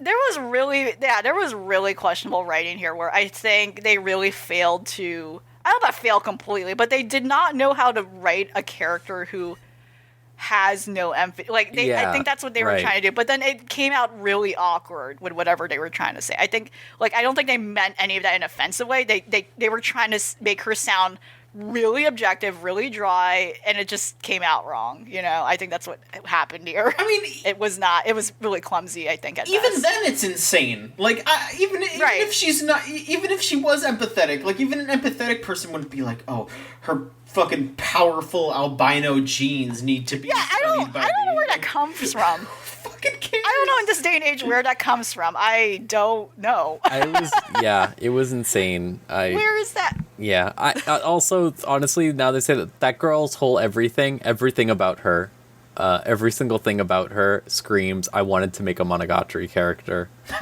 like the design specifically makes her look like like that. The heterochromia and albino stuff, which I mean that, you know, that is part of albinoism. I think that you have a propensity for that. I might be making that up. I don't know. I thought I could have sworn I read that somewhere. Oh, I just realized that the pet rat was albino too. Yeah, mind blown. The themes. I was praising some of the theme work, like, last episode, where we were talking about, like, how one of the girls is, like, using the thing that she harmed herself with for years, to her advantage now. Like, I thought that episode was so strong. Like, again, you know, you have your criticisms. No, it's fine. And I get it. But I still thought, like, most of that stuff was so strong. And this just feels like they just tripped, like this is, like, the guy from The Office carrying in his chili and spilling it on the floor, and he's just like that. Oh, on a shirt, everything. Yep. That was this episode, you know. Like, they've been making making this delicious chili, and then, like, the fucking episode that was the recap was, like, them carrying the chili up the stairs or some shit, and then this episode's them spilling it everywhere. So now we have to see if they're gonna clean it up or if they're just gonna keep rolling around in it. You know, that's. Right, and that makes me think, like, wow, they really done this character a dirty. Yeah. Like, this was her arc. Yeah. Like, this is such a strange way. And that's what I don't like, too. Like, especially we're like, okay, you know, now they're throwing... They're using her character to kind of now tie in that stuff, and that's what I don't like. Like, she's now... Why is she now the weird one out, where she's not well developed, you know, and now she's kind of being used as a weird plot device? It's not great. Like, her stuff is too... Like, her stuff is the least grounded in reality, and they just didn't know how to handle that or do anything with it compared to the other girls. Yeah, I think they were, like, maybe trying to, like, say something about, like, designer children or something, or, like... Yeah. You know, trying to say, like trying to have some sort of argument about, like, how... Like, it's even strange because the last episode was arguing about how you don't necessarily... Like, how you can get by without both parents, and, like, you know, you don't need to stay attached to your parents for your whole life. But right. I feel like this episode was almost trying to say you need parents to be normal, you know? Like, because she's, like, so, like... unempathetic and, like, kind of fucked up because she didn't have a normal like mom and dad. So it's, like, kind of strange to have this episode, like, especially right after that last one. Right. It's baffling. It's very baffling. It sure is. Yeah, I think that's about all we can say at this stage. We just have to wait and see. Which is what we feel like we've been saying the whole time about. Yeah. I wonder where this egg will. I wonder what the egg will prioritize this time. I hope it's something good. Me too. All right. All right. Let's not try to go too longer. I want to cover these few things. So I'm going to talk real quick about this thing from Log Horizon. Okay. I've referenced this in the past, like, way before. There was this arc in Log Horizon. There was this reoccurring thing happening in Log Horizon, the old Log Horizon, like the old stuff from, like, you know, whatever, 8 years ago, where they were trying to do a love triangle thing between Akatsuki the Ninja Girl, Shiro the main character, and this 14-year-old girl. Oh, So I want to say Akatsuki and Shiro are like in their like mid to late 20s, right? Right. Okay. Yeah. So this arc was insane. Uh-oh. It was like, love triangle thing, like they're arguing with each other, they're fighting. Then it is resolved in the best way possible, where they finally go to Shiro about it or whatever, and he's just like, she's 14. What? Like, what? She's a 14-year-old girl. No?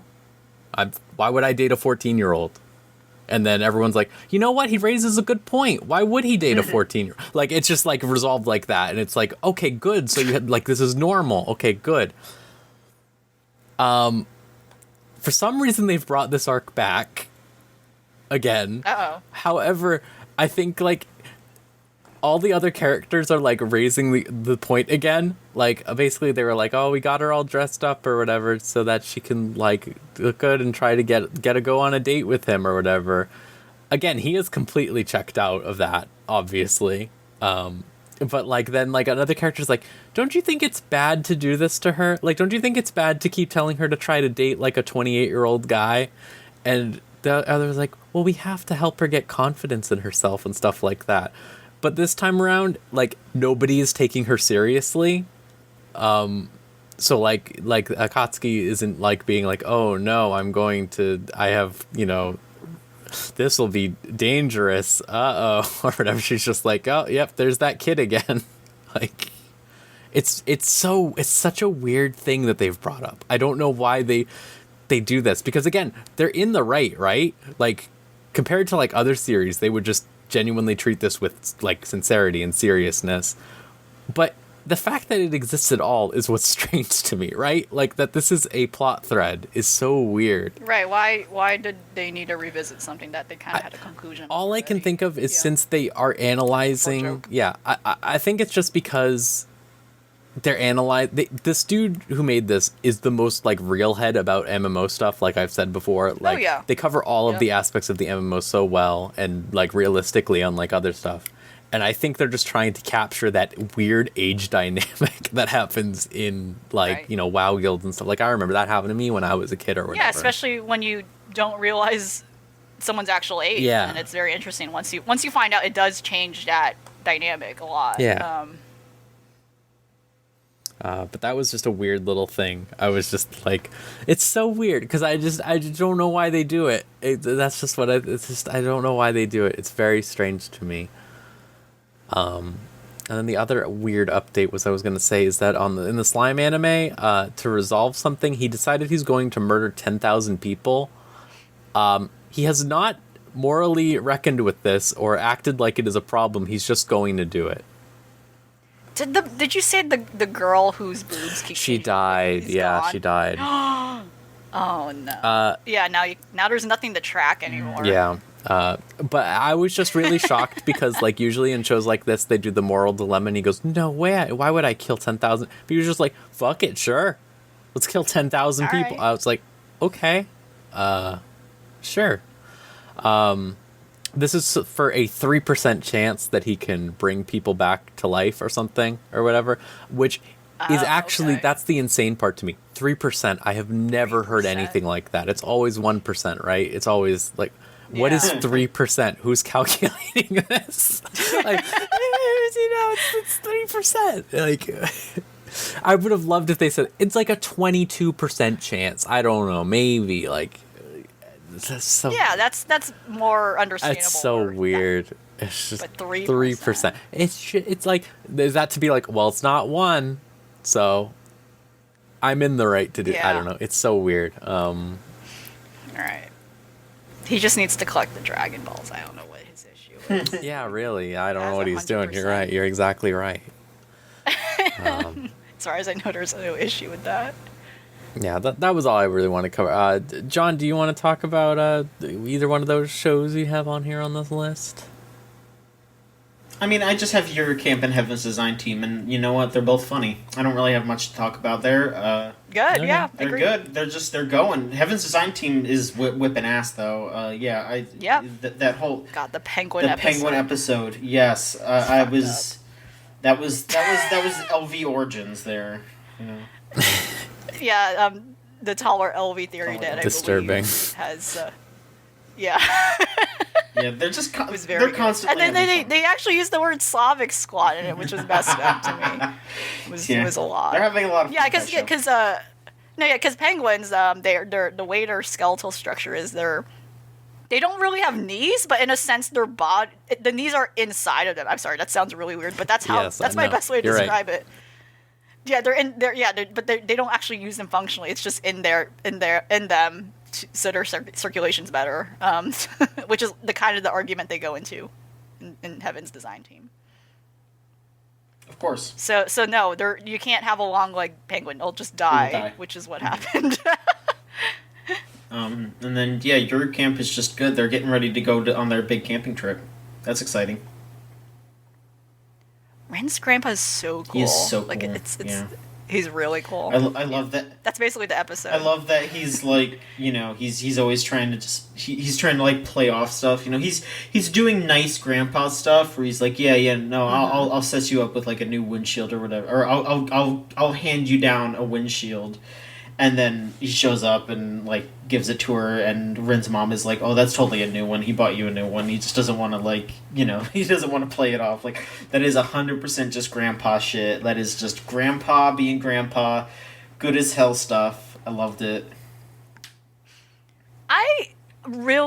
So what really sticks out to me with this season in particular, and again, I know nothing really happens. It's just them, doing what. Watch what you say, Elfie. You're going to. No. You're going to be the one sorry. that brings stuff. A lot of stuff happens. Actually, you're going to bring pain to them the soon. Be careful.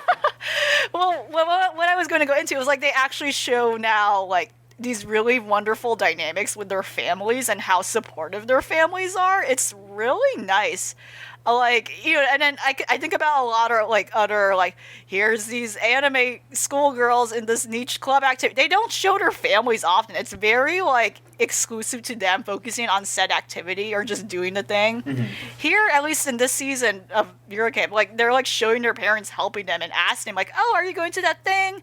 Or just supporting them, and that's really nice, especially with Rin's family, because her family does have a history of doing that, and that is why she's the way she is.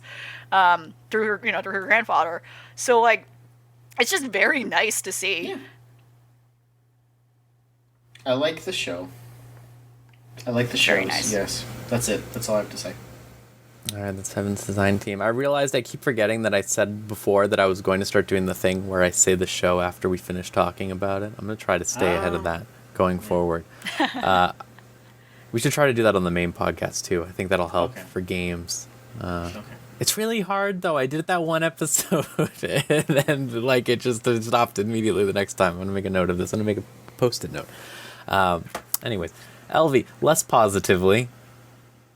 Yes. You're becoming the Joker.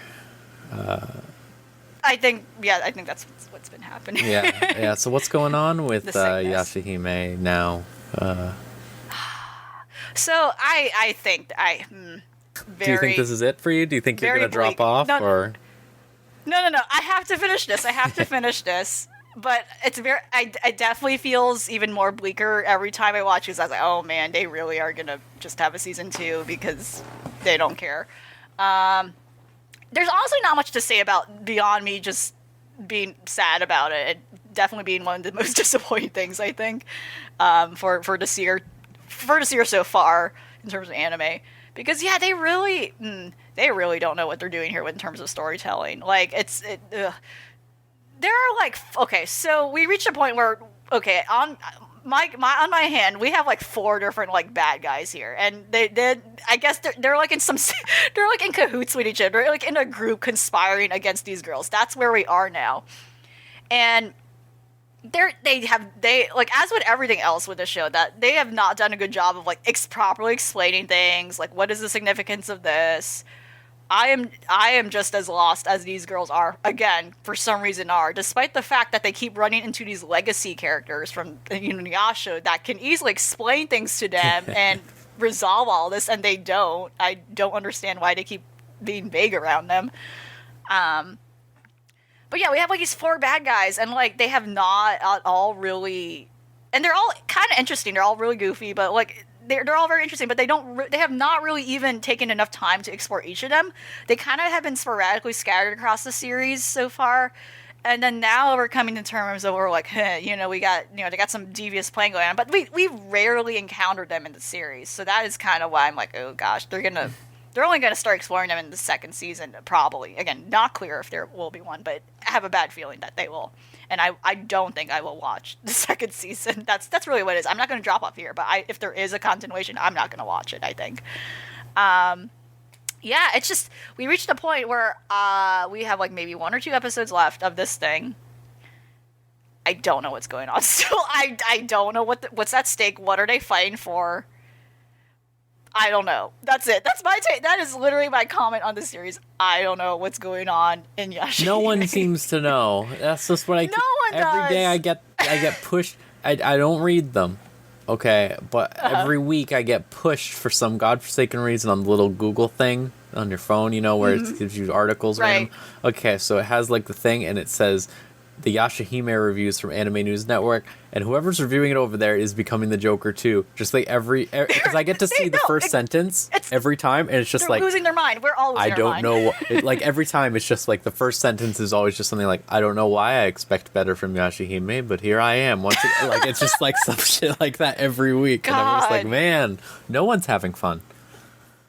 No one is. None of us are. That's sad to hear. It really is sad. It is very sad. Because It's women in Inuyasha. It fucking should be a barn burner. that would have been an ace in a hole. Like how did you mess up? Yeah. How did it? Listen, the Rin Tishmar thing is fucked up. Like it's really bad. I hate that. Like any reasonable person should hate that beyond like a crazy rabbit shipper. But at the very least, I would have just gone over it. Like, I can't do anything about this. This is a thing. But they haven't even bothered to sell that at all. Like, we never see... Rin has been stuck in a tree in suspended animation this whole time. We have not seen a single thing at all to justify why that happened, And it's like, oh, whatever. But yeah, point is just to right off of that, like, that's just been consistent with a lot of the things they've introduced and established. They just failed to develop it and failed to sell me, the viewer, at all as to why should I care about this, or like what it's just I don't want to compare it to Geki Doll or Geki Idol, however you pronounce it, because that in itself is a different mess. But like, it has the issue where it keeps introducing these plot threads, but it doesn't revisit it or like properly unify it to what the bigger issue is. That's essentially what the problem with Yashahime is. And then it had the audacity to but it had the audacity to, like, episode prior to the most recent one, where it's quote-unquote a filler episode. I wouldn't call it that because it's not a filler episode. This is an anime original, in a sense, but I don't know what else to call it, but I would say a plot deviated episode. It had nothing to do with the plot. Like, if you were to remove it from the series, it does nothing at all. But I don't know why they wasted their time doing that when, at the end of the day, this is something that has a few episodes left. Why did we waste time focusing on that when we could have fleshed out the story more? There's a lot of bad decisions made with the storytelling of this series. So, very bad. Not great. What a very huge disappointment. You know what they should have done? Here's a slam dunk for you that would really have mixed things up. Here's what they could have done, okay, to solve the problem of, well, Inuyasha's really strong, right? How can we have him around? Okay, ready? They send the girls to China. Uh-huh. And they don't have them there. So, right. And then you can have like a big moment where everyone pogs off because Inuyasha shows up to help them beat a big guy or something. And they're going to do that in the main show. Oh, I shit. guarantee you. But it's just like, they could have done that, and it's China, and they could have explored a whole new angle with like yokai and stuff like that are in China or something like that. Could have done something fun. Great tonal change. Whatever. Because I'm fine with the Monster of the Week. Listen, give me it. I don't care. Give me it. Give me it. I like Inuyasha. I feel like stupid. Just a waste. Could have done something. Right, and Inuyasha was very formulaic in that way, but if we knew what the goal was. Yeah. We knew, like, okay, there was a specific target, there was a specific bad villain established. They have done none of that here. Like, like they're doing it this late. We're like, oh, okay, now we have a clear idea of like who the group of villains are. Why is it a group, first of all? But then, like, why is this? Yeah, I have nothing else to say about it. But it's just a very frustrating mess. Yeah. Oh well. What are you gonna do? It's not well. like we can go over there at sunrise and teach them a lesson, unfortunately. All right. I guess that'll do it so we don't go too long here. Yeah, okay, so we did all the questions. All right. All right, then, yeah. Okay, so next up, we are going to watch Patreon picked by Boss Tones, right? Correct? Yes. Is this true? We're going to watch the Patlabor movies, which you can find on High Dive. I don't know if can you watch them for free on High Dive? Let's see. I'm gonna find out right now. I'm gonna click here. You can hear me clicking. Click. No, you have to subscribe, I think. Yeah. It is $5 a month. It's $5 though. That's fine. That's nothing. 3 movies, all 3 of them. 1, 2, and then it's what WX13 or something. Yeah, whatever the fuck. I don't know what it is. Yeah, you can just do the W13. free trial. Yeah, you can do the free trial. And Yeah, then- there you go. And then that's it. And then hopefully not forget when you have to unsubscribe. Yes, mark your calendar. Like unsubscribe when I'm done with the Patlabor movies. You can go in and watch all the Yuri shows that are only on High Dive for some fucking reason. for some I don't know reason. why, but all vintage. I guess specifically the vintage I guess there ones. must be a lesbian in charge over there or something. That's all I can figure out. Or either that or Crunchyroll's homophobic. We have another option we could explore. Both are possible. They did push Citrus, That's which I the find thing. extremely homophobic, if you ask me. Yes, it is. I agree. Actually, yes, that is. So there's It is a hateful mounting show. evidence for Crunchyroll. Crunchyroll, come on the show. Crunchyroll, the woman, the Exposes. orange hair woman. Pass the mic. Come Crunchyroll on the mic. Hime. Yeah, come on the show and say. Oh God, we're gonna harass the poor mask. No, we shouldn't actually, because she is evidence that they're not homophobic, actually, because I realized in all the comics they make her, Like Date Miku, yeah. Yeah. Anyways, yeah, we're gonna watch Patlabor. Yeah, and if you want to pick out a show like that, like Boston, you can go to patreon.com/VJCC, $3 a month, and you can just pop something in there, and we'll watch it. We're working our way through this list, so Yeah, we're running a little low. Obviously, we're gonna try to go through as much as we can, but please give us more. yeah. But yeah, other than that, thank you both for joining me. We'll see you all next time, another episode of Unlimited Train Works. Thanks for listening.